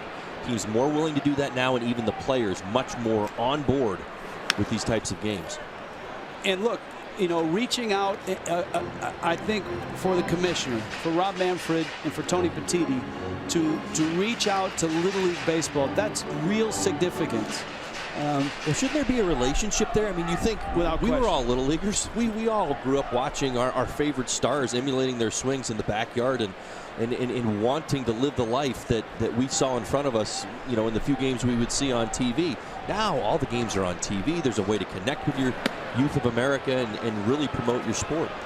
Dennis Lewin, a television executive, longtime producer, executive producer, vice president with ABC Sports, who was on the Little League board of directors for so long, has worked a long time towards that goal, and he's retired now. And to see it happen is got to be just a real thrill to see major leaguers in Williamsport amongst the little leaguers and play a real game, a game that counts in the standings, much like the Marlins and the Braves did at Fort Bragg last year. That's terrific on both sides, for Major League Baseball and for Little League Baseball. Well, the best part about it is the relationships that are being built there between the players themselves, and whether it's those who serve or the next generation or a couple generations in the little leaguers. There should be a relationship in both of those situations, and it really appears to me that we're starting to grow those relationships finally. Wieters at the plate, full count, 1 out. Nationals a 6-2 lead. Matt Wieters an infield single and a 2-run single on a ground ball that snuck through the middle against Miami's shift. Pitch is out. Pitcher spot is due up, and it looks like Stephen Drew is going to take the at bat, and he will.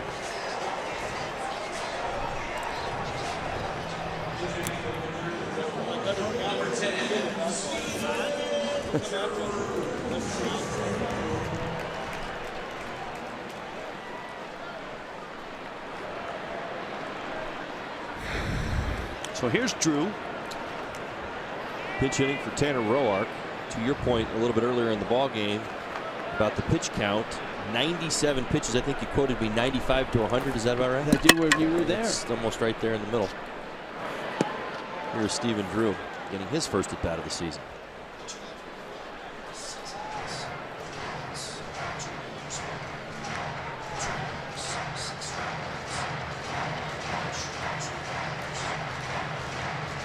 Oh, correct that. He did have an at bat in opening day. Yeah, you're right. He got the start for Rendon. Right. Rendon still banged up from fouling a pitch off his ankle. Rendon started tonight and is 0 for 3.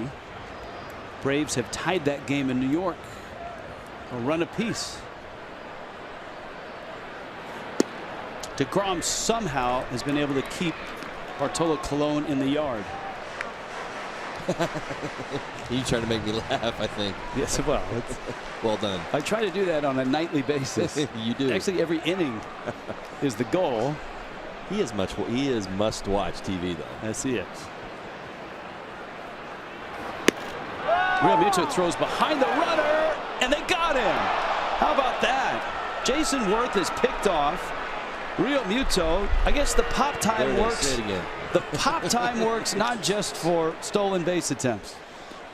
Yeah, I have a feeling we're going to say pop time an awful lot this year. Look how quick he gets that off. But not only that, the throw on the left side of the bag, perfect again. That's 2 perfect throws tonight from JT Realmuto. Great job putting the tag down. Jason Worth doesn't even get back to second base. That's a word that Jim Brockmeyer would like to say, right? Pop time. Pop time. Pitch is out. Over a bottle of bourbon, I believe. That's more than one. More than one. So Drew's still at the plate. There's 2 outs.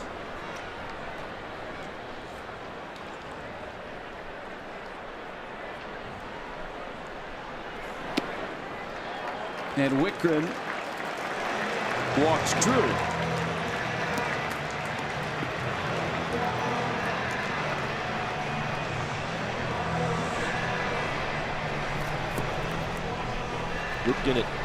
Wickren at 35 pitches right now, laboring just a little bit. That's back-to-back walks. You see the balls and strikes right there. 50-50 right now. Big out here in Turner. Trying to keep this game close.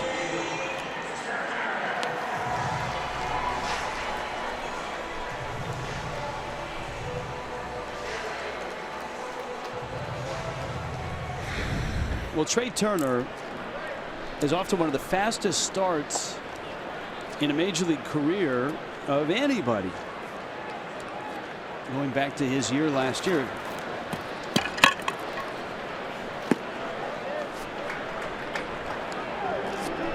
He was second in the Rookie of the Year voting last year.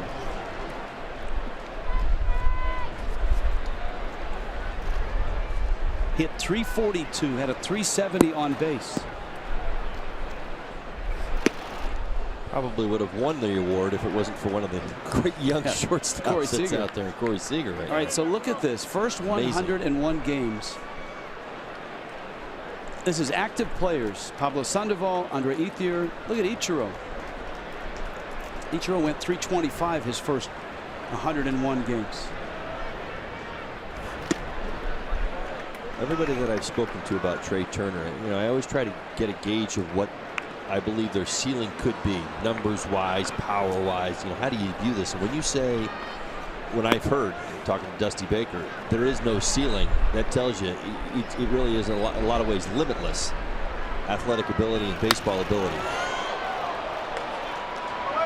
He may have a year where he hits 30-plus homers. He can steal bases. You might see 50-plus from him at some point in time. Just a really, really good ball player, and you see already a good grasp of the strike zone and handling the bat as well. 328 through his first 100 ball games.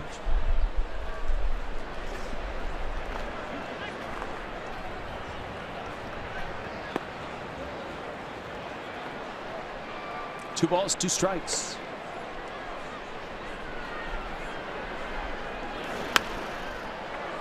And the Nationals ended up getting Turner and Joe Ross, a young starting pitcher, in a three-way trade with the Padres and the Rays. Steven Souza Jr. is who the Nationals gave up, and they've got a guy that, look, it's not easy to do.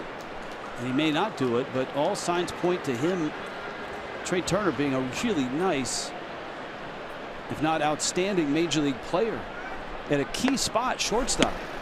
And he swings and misses. Wickren gets a fastball by him. 6-2 Nationals to the 7th.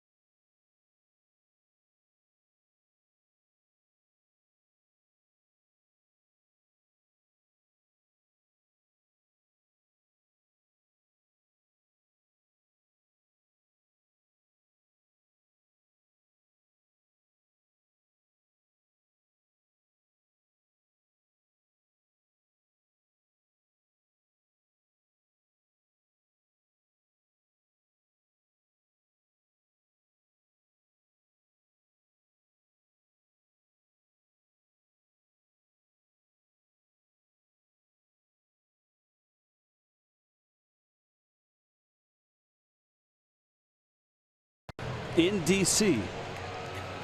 Marlins and Mets next weekend. Well, both weekends. In New York this weekend. Back in Miami next weekend on Saturday the 15th. First 10,000 fans will get a 2017 wall calendar. And, of course, special opening week fireworks on Saturday night after the game. Marlins.com for tickets. Don Mattingly bobbleheads on Friday night against the Mets, fireworks and wall calendars on Saturday. Any Romero whose average fastball was one of the best in the American League coming out of the Rays bullpen last year. 96 miles an hour with that fastball. Has issues with his command. Don't we all? Well, we all do. I've thought about that many times, especially with my command to my kids at home. There's no doubt about that. And he is trying to kind of bring it all together. As you said, that big fastball. See the slider, even throws a cutter as well. Command issues at times. There you go. Dietrich is hit, and he has some words from Romero. And he's on his way to first base. So Dietrich's been hit twice. Home plate umpire Ron Kolpa.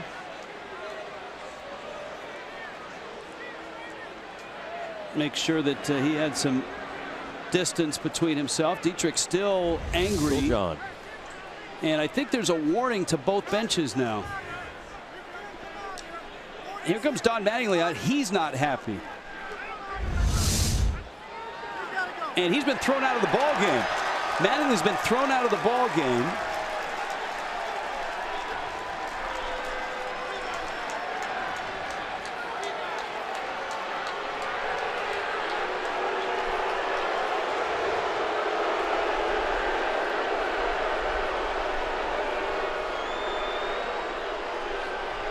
And of course, what angers Mattingly here is Dietrich is hit twice. Now, the first one was a curveball that came in and hit him in the thigh. But this was 98, and this was up and in. And so sometimes you feel hunted by that fastball. You feel where the catcher sets up. You see right there, Wieters setting up low and away off the corner. Dietrich doing his best to get out of the way at 98 up and in. No hitter likes a ball up there by his head. Here's Echeverria. And a strike. Echeverria 0 for 2 here. 0 for 3 on Monday. So an 0 for 5 start. Miguel Rojas is on deck for Miami.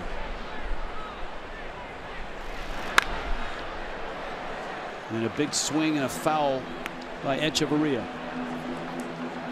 Talking to Frank Menechino, the goal for Echeverria is to get back to 2015 when he was a middle to opposite hitter and he hit over 280. That obviously changed last year as he struggled. Pitches in. What happens in those situations, and you watch his batting average on balls in play, which fell to a career low last year of 269. When you're looking to pull the ball center field, left field, you're going to hit the ball in the air a lot more. And what he did was that ball in the air, he wasn't hitting home runs, he was hitting pop outs and a lot of fly ball outs. If you're going the other way, you're more likely to hit ground balls and line drives. Just like that. Echeverria to right field. Harper has it. And that's the swing that Echeverria had back in 2015. Nice approach with 2 strikes, staying through the baseball and getting on top of that velocity. That should certainly get his confidence moving in the right direction. Good swing right there. Beautiful balance. Good 2-strike hitting. Those are the hits by direction last year. So here's now Rojas. Tyler Moore pinch hit in the 5th and he doubled. Rojas here, his first at bat of the season, and he fouls it back. We're trying to get something going here against the Nationals bullpen, down 4 in the 7th. And you continue to see with Romero, and the swings have been much more aggressive from Marlins hitters. He's either been down the middle of the plate with that 98, 99 miles an hour, or he's been way off the plate, which are easy takes for hitters. And Rojas right here really wants to zone in on the middle of the plate. Up the middle, it draws Turner to the bag, and it's a double play.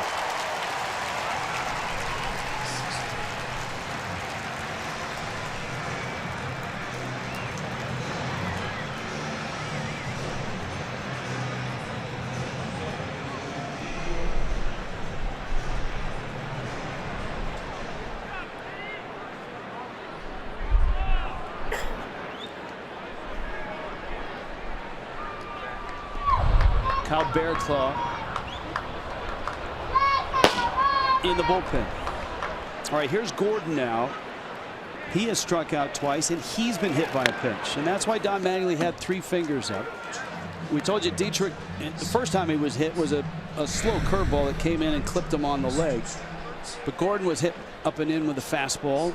And then Dietrich again. And I think the anger for Mattingly was the warning came then, which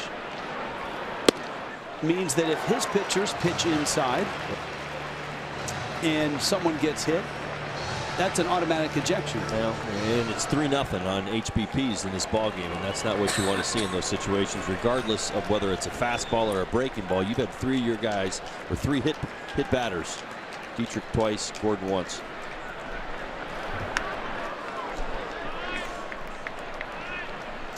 But of course, the umpires are following the rules, and as an umpire, you have to stop it at some point.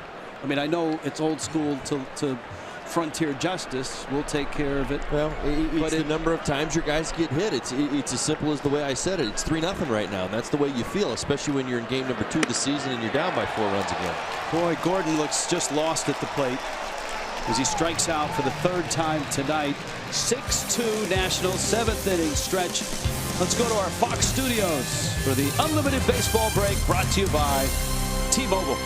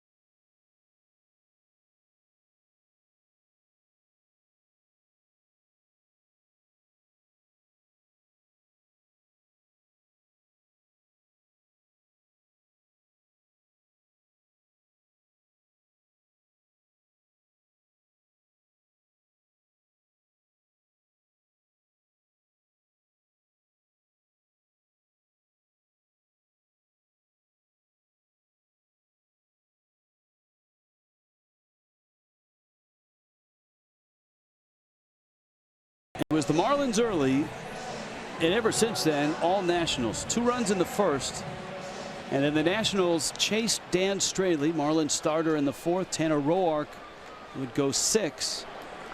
And Kyle Bearclaw now comes on. For Bearclaw, he becomes pitcher number 4, reliever number 3. Dustin McGowan, Nick Wickren, and now Bearclaw out of the pen. Kyle Bearclaw, one of the most uncomfortable at bats around in baseball. Effectively wild. We saw it a bunch last year. There's that devastating slider. You're going to see it. Fastball upwards of 96, 97 miles an hour. Throws about half the time. But that slider, you're going to see it quite a bit too. about 42% of the time last year. And you saw Adam Eaton right there, just completely fooled by that slider. Barraclough, 113 strikeouts in 72 and 2/3 innings last year. As I said, one of the most uncomfortable at bats in all of baseball. Now, I was told there'd be no math, so I looked the number up rather than do it myself. But for those 113 strikeouts and the innings that you noted, that was the #1 strikeout rate per 9 innings out of the National League bullpens across the league. You see Barraclough. Look at Brad Hand on that list, former Marlin. Eaton chops one to third. Dietrich across the diamond in time. And there's one out here in the 7th. And I think when you talk to Kyle, one of the things that he and the Marlins would like to see as he continues in a very young major league career is to get the walk rate down. He did walk 44. And if he can keep that strikeout rate, he'll really have something. He pitched to a sub-3 ERA last year in 75 appearances. And what typically happens in a sophomore season, his second full season in the big leagues, is you'll watch hitters be more aggressive early in the count because word's out on what he can do to you. Word's out on his fastball velocity and his movement and on that slider. If you're getting in the box against him early, you're thinking, I'm going to stay on that fastball because I don't want to mess around with that slider. He may not have the same strikeout rate this year, but it certainly should help that walk rate come down. But Harper just looks so locked in. You see the numbers against Barraclough in his career. He had the home run that started the Nationals back on Monday, and he had a big RBI double in the 4th inning. Followed that with an RBI single in the 5th. Fair to say this is a man on a mission. 8 spring training home runs. Bohr picks it with a backhand and steps on the bag. He's only hit 25 homers in the month of April. He's dropping only bomb on yes, that's his best month going.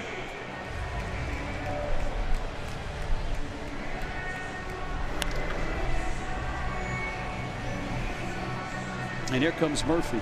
Daniel Murphy, going into last season, the word on Murphy and his reputation is, or was, of the steadiest hitter in the big leagues. Every year you could count on anything between 285 and 295. And then last year he just absolutely blew up. And he sends that one in the gap left center field. Ozuna cuts it off. Murphy will hold with a single. But what he really did, Todd, was continue that incredible postseason from 2015 where he, look, Cespedes carried the Mets towards the postseason. Murphy carried them in the postseason.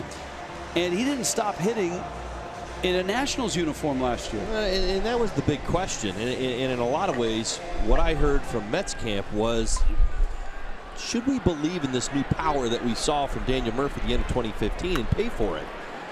That was what they had to figure out at the time. So they let him go.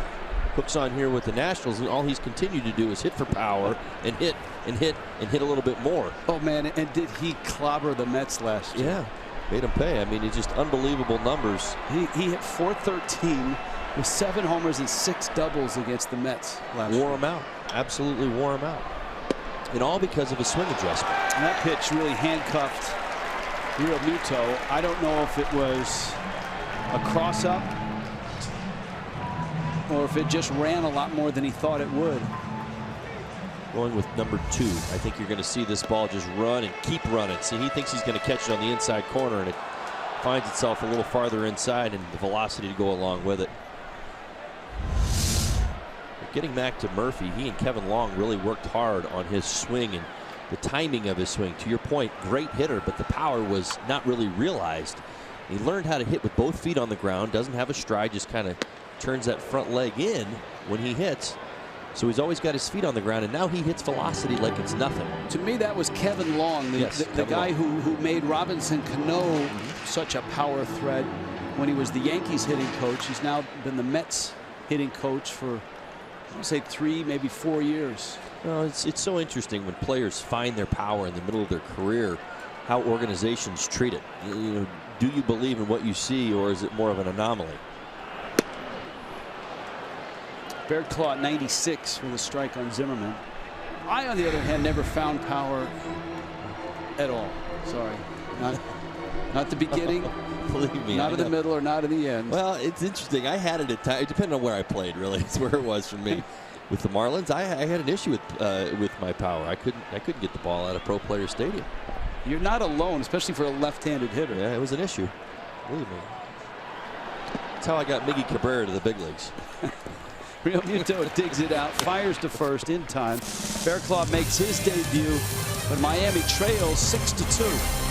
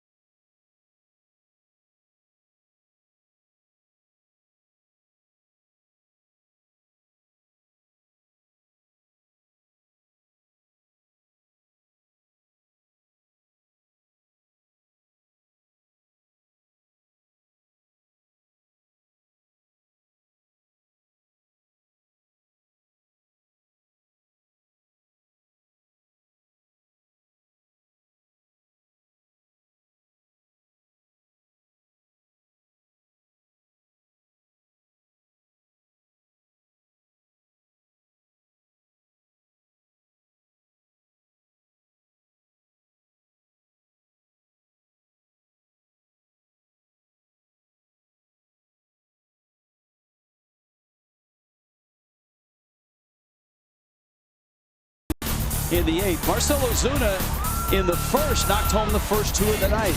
Good piece of hitting right there. Went right back through the box. Bryce Harper is hot.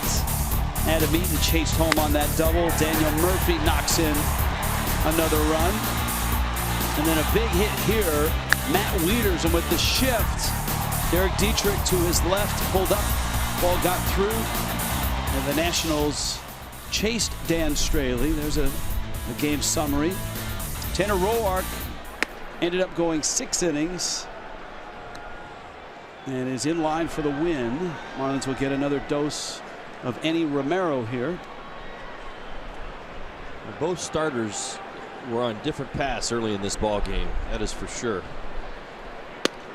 And Straley setting them up, bringing them down early in the ball game. Tanner Roark struggling with his command, found his way through 6 innings.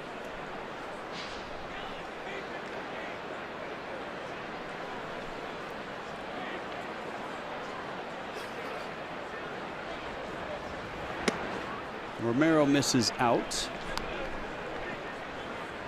Dominican Republic is home.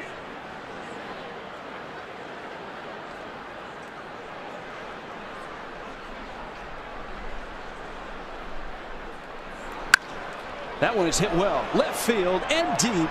And like a bullet, JT Realmuto sends one out of here. That was one of those. It didn't really take a look at it, just to listen to it. And the Marlins get a run back, and they're down 3. Well, this is the definition of locked in. You go back to opening day, JT Realmuto's really been swinging it well. 2 ringing base hits in opening day, game 1. You see right here, this is a 2-1 pitch. This is a slider that hangs up out over the plate. That tells you that's a hitter that's locked in right now. Hear Jumps that all sound? over it. That thing is out of here in about 2 seconds. Just solid.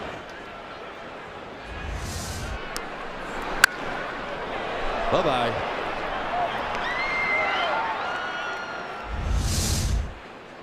In the press box here in Washington, here at Nationals Park, they have some historical photos of baseball past up here in the 8th floor broadcast location. And one of them is of former President Ronald Reagan sitting in and recreating games, as they used to do on the radio, recreating games. That swing and that sound from Realmuto would be the perfect sound effect whenever across the old ticker it said home run, and they would have to recreate a home run. That's the noise you want to Very play. pure off the bat. He's been doing a lot of that so far these first couple ball games. Instead of whacking the desk with like a wooden paddle, like I'm sure they did.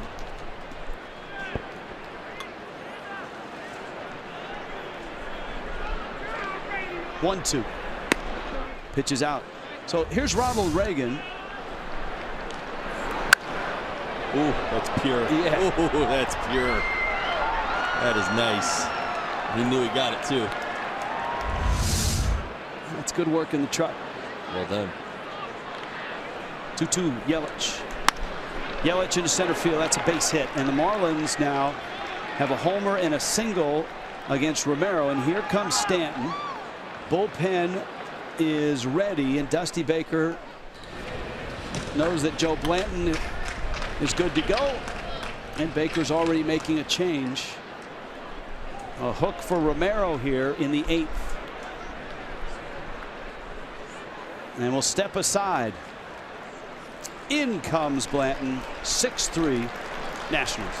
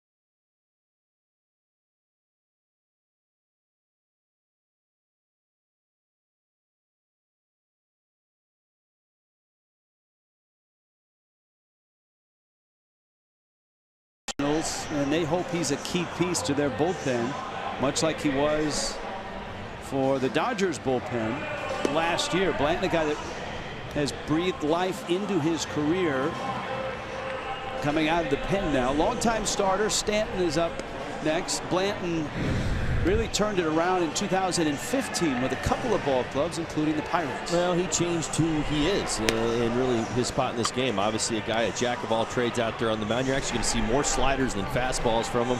There was the curveball, the change. He pitches backwards.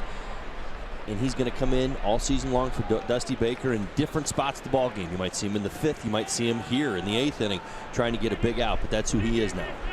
Looks like he's changed who he is physically too. He's down to trimmed down 220 pounds. 6'3". Stanton in, and a swing and a miss, and a slider from Blanton.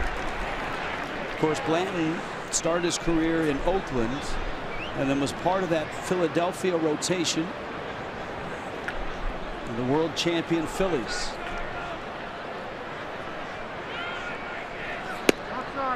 Stanton takes away.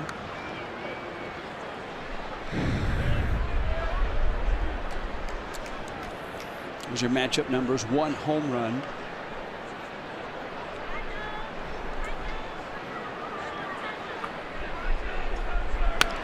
Ooh, a slider that spun out over the plate. And Stanton fouls it back. 3 consecutive sliders, this being the 3rd, but this is a cookie right out over the plate. Giancarlo wishes he had that one back.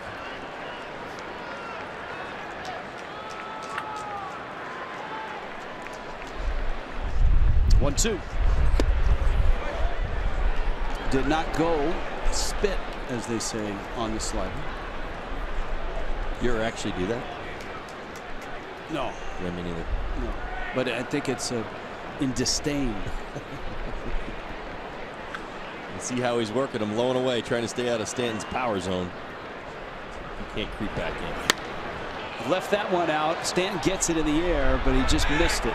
Worth is there to make the catch. That's the first out of the 8th. The Realmuto homer, a single by Yelich. And Joe Blanton's first hitter is Stanton. His second hitter is Justin Bour, who is 0 for 2, looking for his first hit of the season. That would be impressive if a hitter was fast enough, in literally and figuratively, to spit on the slider, which in baseball jargon means be interesting. I mean, you're not going to chase a good slider that's low and away. Right. I mean, I have seen a pitcher hit a bird before with baseball. That's right. It's Randy Johnson. It did not turn out well for the bird. No. It was a spring training down, I believe, in Scottsdale. Bour normally hits well in this ballpark. This is his hometown.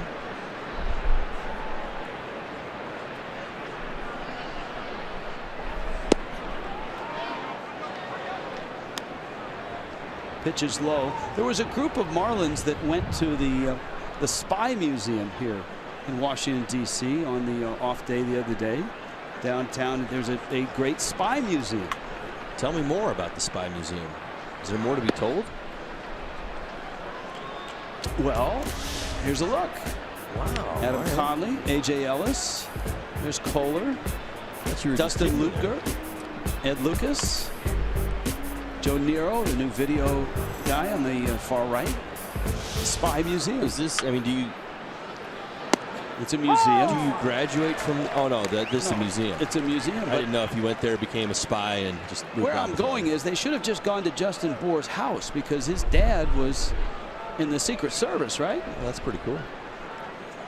Yeah, so... It's one of those I can't tell you. Don't Right. ask. I don't think you could tell it, even though he's out of it now and has retired. Where are you going? I can't tell you. Can't tell you. But I'm sure he has some cool stuff that, I bet he does. that he's got there. But the Spy Museum in D.C. It is really cool. 3-2 count to Bour. He swings and misses. Blanton comes in and he gets the strikeout.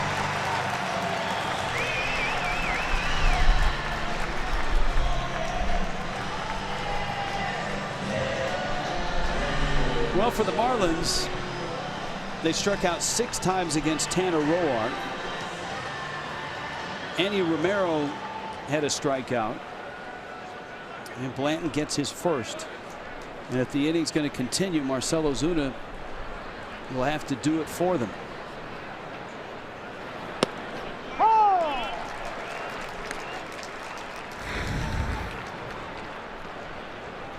And some real messages early in these first 2 ball games to Marcell Ozuna about how they're trying to get him out. We've seen nothing but sliders from Joe Blanton really so far. And first pitch right there in on the hands of Marcell Ozuna. He's whipped up a couple fastballs, and that one at 91 misses up and out. Blanton never was a guy that threw mid to upper 90s. Always a guy that worked with a bit of deception. Ozuna cracks one into center field for a hit. Yelich to second. And the Marlins have some good swings here in the 8th inning. Here comes Dietrich now. Well, certainly Dietrich has the pop to tie this game with one swing. He's had an eventful and bruising night in true Dietrich fashion. He was hit by Roark on a breaking ball that came in and hit his hip in the 2nd, and then a fastball from Andy Romero that was up and in that popped him in the 7th. And he's going to face the lefty Solis. Or no, it's Ollie Perez. There's been an Ollie Perez sighting. He's in right field.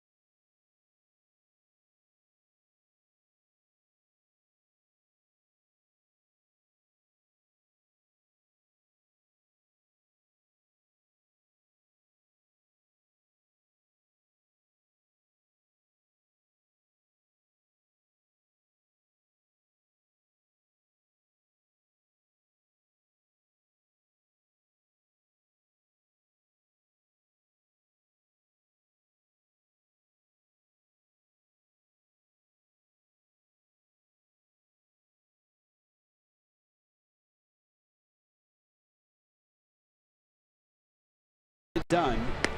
And we talk about rebuilding your career. He's done that out of the bullpen, although last season didn't go all that well. 4.95 ERA. But here is Perez to face Derek Dietrich. The Marlins have pulled the trigger on 2 pinch hitters already. And remember, with a 4-man bench, that really thins the herd. Tyler Moore doubled in the 5th inning. And remember, it's Tim Wallach who's running the show here. Don Mattingly was ejected after a third Marlin was hit by a pitch.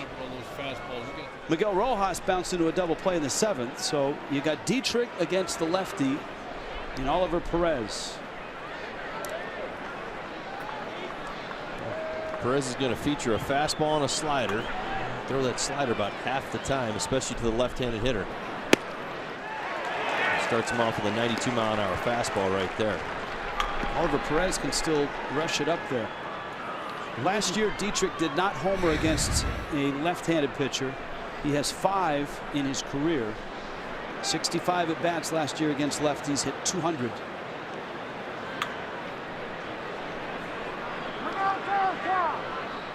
It's a big white sheet of paper that just blew onto the infield.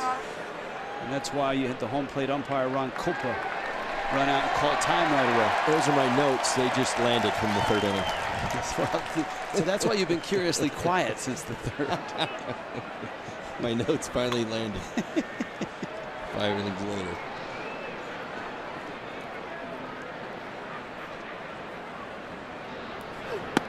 Pitch is out. And it's a ball and a strike. So you talk sliders, and certainly that's what you're thinking with lefty on lefty action here.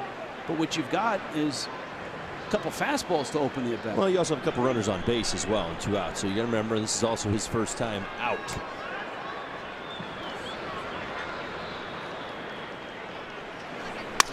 Busted bat, and it's Murphy on a knee who throws him out. And so Perez ends the threat. Miami gets a run on a Realmuto homer, but it's 6-3 Nationals.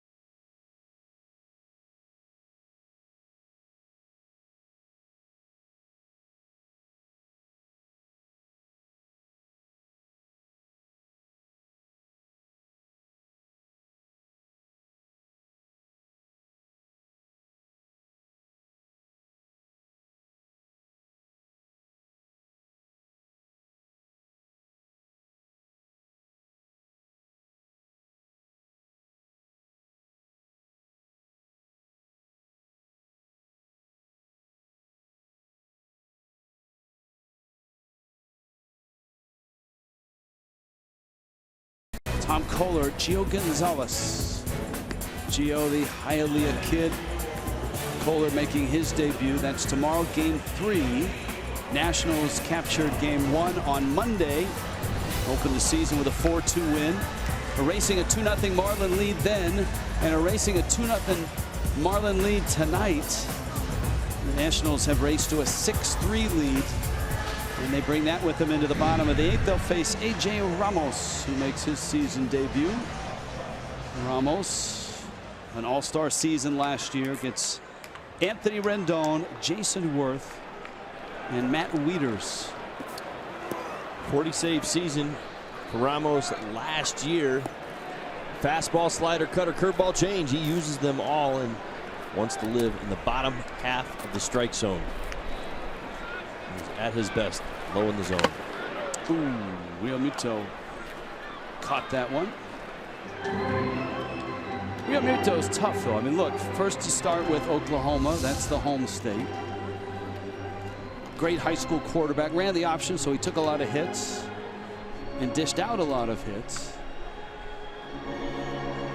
Add to the fact that he was a wrestler.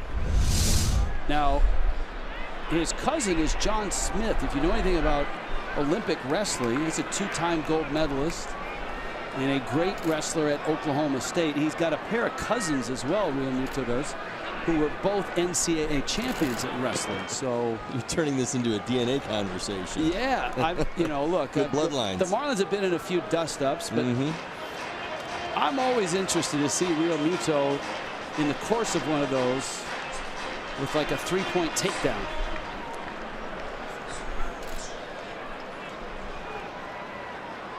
Ramos with the count 1-1. That's a curveball. It misses up. Lost the grip of that spinner right there. Ends up at the top of the zone. Rendon is 0 for 3. The damage for the Nationals is scattered up and down the lineup. Eaton scored twice, has a double and a walk. Harper 2 RBI hits, including a double. Murphy 2 hits, including an RBI single. Zimmerman a homer. 2 hits for Worth, 2 hits and 2 RBIs for Wieters. 2 sacrifice bunts by Tanner Roark. So this deep lineup is been every bit of that. And that is a strike. It's 3-2. Mets and Braves are in the bottom of the 9th in New York, and it's 1-1 Atlanta and the Mets.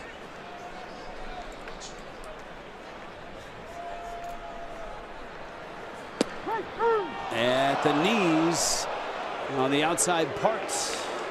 Ramos gets a strikeout. Indeed, midseason form from A.J. Ramos right there. We talked about it. You see the cutter at the bottom end of the zone.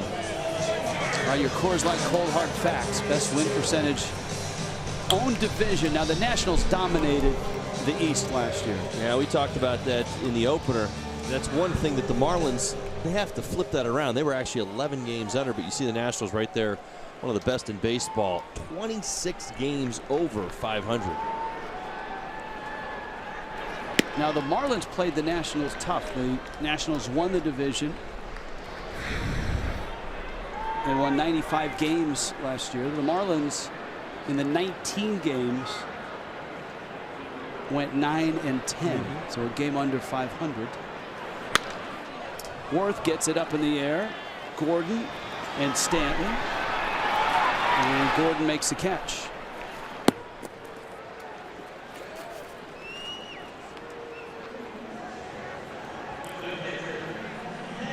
And here comes Wieters.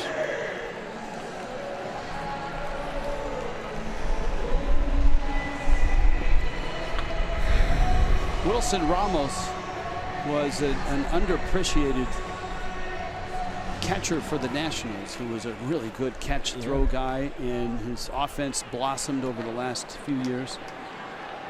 But Ramos is gone, and it's Wieters now. It comes from Baltimore. And he does so with a 2-year deal. The second year is his option. And I think for Wieters, he has to or would like to prove that the Tommy John surgery is behind him. Over the last couple seasons, the conversation really has just been, is he slowing down? I mean, he's got a lot of mileage behind the plate. Teams unwilling to really extend him that multi-year offer that he was looking for originally at the front end of spring training, or at the front end of free agency this year for him. The Nationals willing to give him that opportunity. He's proven so far in 2 ball games that he can still swing the bat.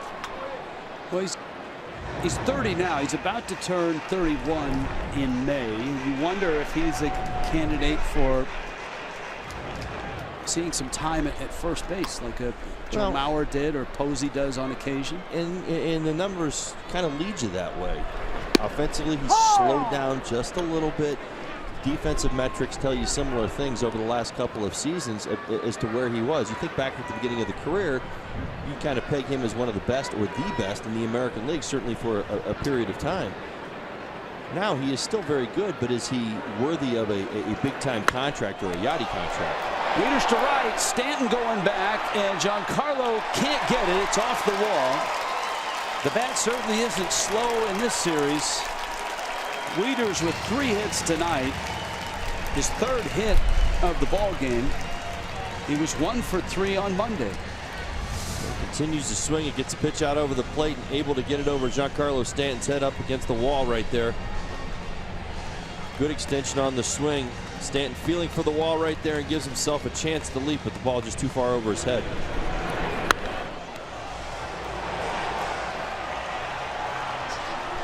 A lot of production for the Nationals out of the 8th spot in the lineup so far in this series, the first 2 games of this series.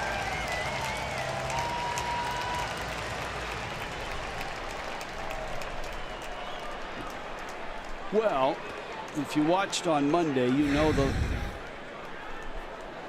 the outline of Adam Lynn with the beard off the chin, sort of the Billy Goat look, if you want. Wieters is at second. Lynn scorched one into the seats and changed the game. This was against David Phelps. First swing, 2-0 count, gets a fastball right there of his season.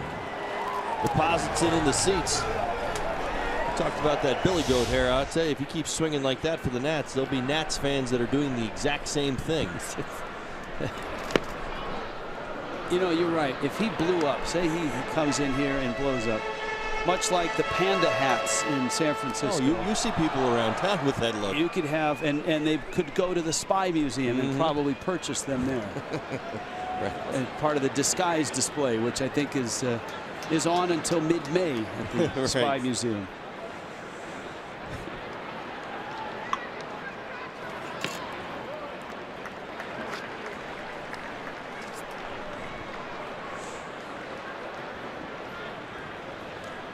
But Lind has always had to pop.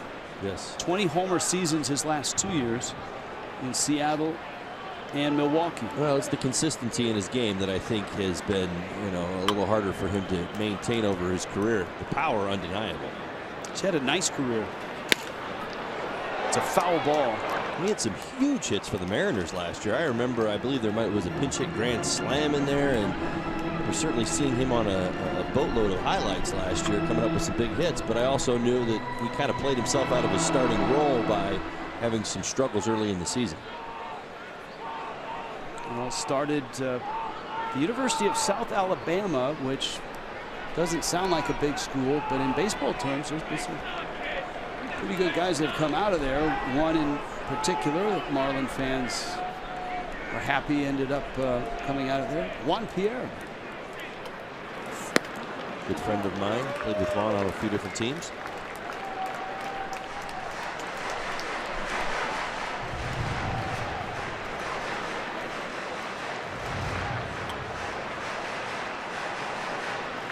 Full count, 3-2.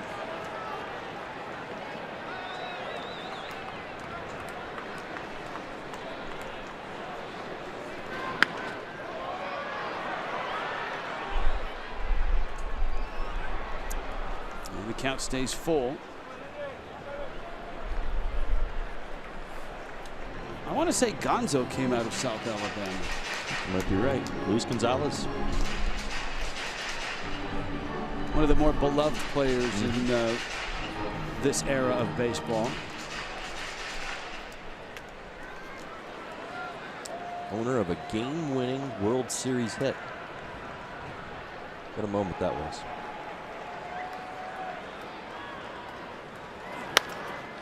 On the ground, slow roller. Gordon gobbles it up, flips to first in time in D.C. Miami's down to their last 3 outs and down 3 runs.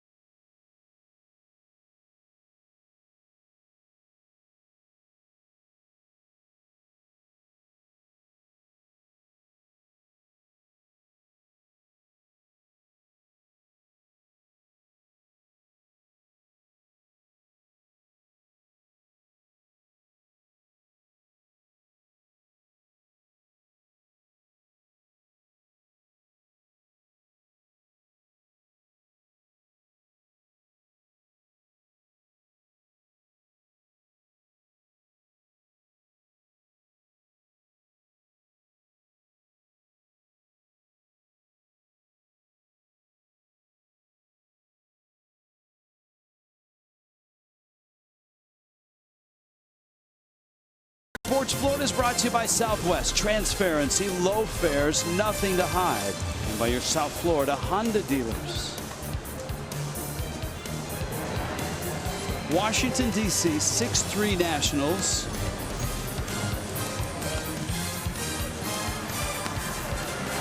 In the opener on Monday, the Marlins were beaten 4-2. Ichiro is strapping in and getting ready for his first at bat. And of course, the Marlins got a look at Blake Treinen on Monday, and Treinen was nasty. He struck out 2, retired all 3 that he faced. Well, you're not going to see the number or the velocity, but you're going to see the depth on that fastball. Late movement, heavy, working down in the zone. People around baseball comparing him early to a Zach Britton. Have you heard any of those comparisons, that fastball? To Britton? Yes. Well, look, the guy we need to ask is 60 feet 6 inches away from Treinen, right? Because Wieters has caught both of them. Right. So maybe that's our homework assignment for tomorrow, is get to Wieters and say, is the Britton-Treinen comparison accurate? Ichiro's on deck. Echeverria lines one to right field. Sinking. Harper has it. Good swing and good contact for Echeverria. And Bryce Harper with a nice catch. Good break by Bryce Harper right there. Good swing, stay inside that sinker ball, drive it the other way, but Harper off and running. You saw that quick first step, able to dive and explode right through the catch. It's exactly what you want to do, get your momentum coming forward. Trying and excited about that first out. So here is Ichiro, and it's his first at bat. And of course, last year, a magical season for Ichiro, reaching 3,000 hits with that triple in Denver against the Rockies on that Sunday afternoon. Ichiro 25th on the all-time list. He's 23 hits behind Rod Carew. 3,030 hits for Ichiro right now. And look, that's a huge milestone to get to. But he was really good last year and was a nice weapon for the Marlins, and you couldn't say that about him in 2015, a year in which he struggled and hit 229. And was on base at a 282 clip. Swing and a miss here. He hit 291 last year, 354 on base. There he sits behind Carew.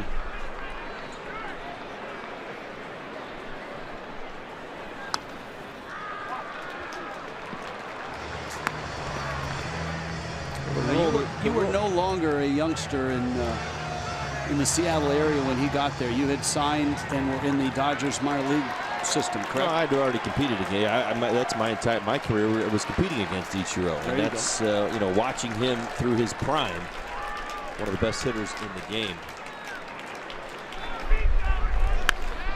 Transitioning to that role, not that he did it, you know, over the last couple of years, but I realized in the later parts of my career as a bench player and as a role player, there's going to be good and there's going to be bad, and a lot of times it's based more on your circumstance than your swing or your readiness or your preparation for these at-bats. They're not the easiest thing to do. There's going to be good years and bad years. Well, and in particular for Ichiro, he was thrust into that role in the National League. He started a lot with the Yankees, but he did come off the bench. But coming off the bench for the Yankees in the American League is nothing like coming off the bench in the National League. And that was a real, I don't want to say shock to him, but it was very, very different than anything he'd ever been involved in. 2-2 pitch, and he swings and misses and strikes out. And Miami's down to their last out. Here comes D. Gordon. MLB.TV Premium is the #1 live streaming sports service available. Every out-of-market game on over 400 supported devices. Blackout and other restrictions apply. MLB.TV for details. Treinen is looking for his second save in game #2. D. Gordon is 0 for 3, hit by a pitch and 3 strikeouts. And the breaking ball misses down and in. I know it's early. We're only in the second game of the season, but hard for me to Think back to all the hubbub that was made about the Nationals not going out and getting themselves a closer when there were some issues. Melanson left, Trinan in the position now to be the closer. Many people around baseball thought the Nats almost obligated to go get a Gabe Robertson from the White Sox or one of the available closers that was out there in free agency. They held true, and Trinan so far has looked very, very good. Pitch is in. Nationals really haven't had a closer over a long period of time. You talked about Melanson, and Papelbon, of course, was the guy. Drew Storen, Soriano, Tyler Clippard.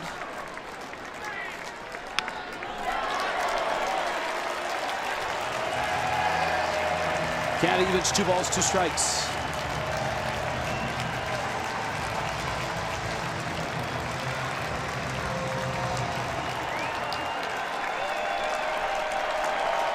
$22,000 here tonight. Blake Trinan, a 2-2 coming. Breaking ball, Gordon rolls it into center field. And the Marlins are still alive. And that's going to buy an at bat for Realmuto and a hope that he can get Yelich to the plate. Nice at bat for D. Gordon right there. Grinding it out. You noticed his last at bat, as did I. Kind of expanding his strike zone, almost feeling like there's some pressure of getting that first hit on the season. Stays on the breaking ball and is able to pick up his first hit of the year.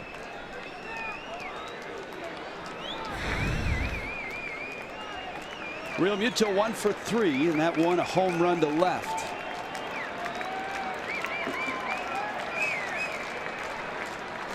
Gordon is going to take second. There's no throw, nor was there no attempt to keep him close. It's not a stolen base. Catcher's indifference? I think it would go as defensive indifference. Which, if you have a really bad fielding year as a team, that you could get labeled with that, right? Defensive indifference. Defensive indifference.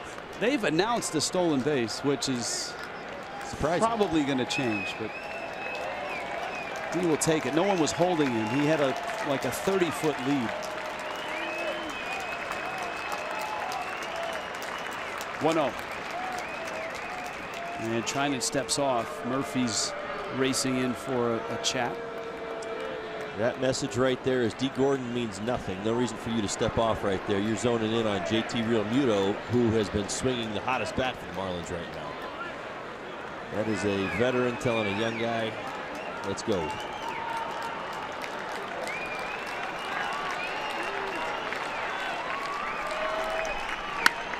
Realmuto, a little loop into right field. That'll fall for a hit.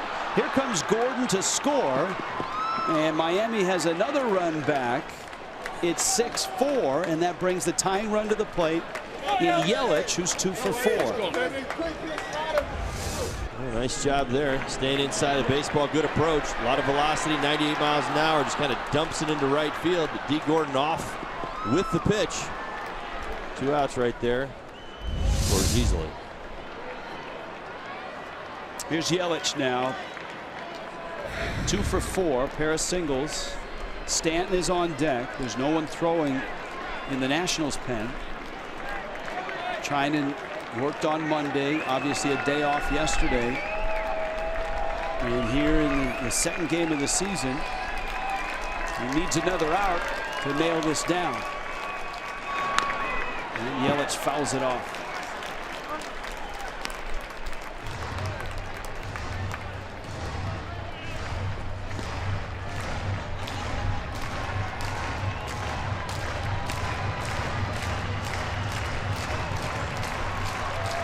Put together some nice at-bats right now.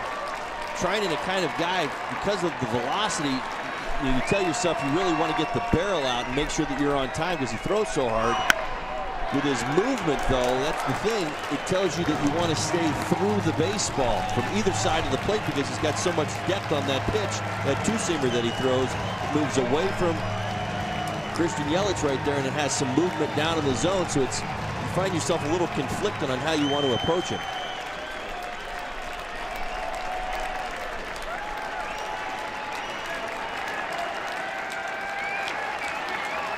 0-2. Yelich hammers that breaking ball and pulls it foul. And 0-2. Very good hitter with 2 strikes.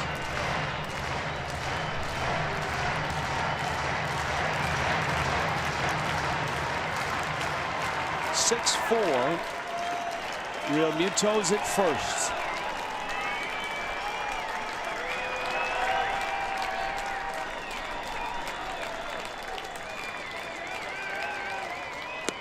And he got him. Pulled the string. And the Nationals have won the first 2 of this season opener 3-game series. And Blake Trinan has saved both of them.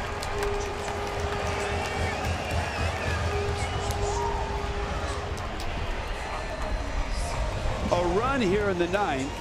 Realmuto knocks in his 2nd of the night. But the Nationals are 2-0. The Marlins are 0-2. And they can't sit well with the fish. Marlins trying to get a game tomorrow at 4 o'clock. And avoid the sweep. That's exactly right. From our nation's capital, stick around. Marlins Live is coming up.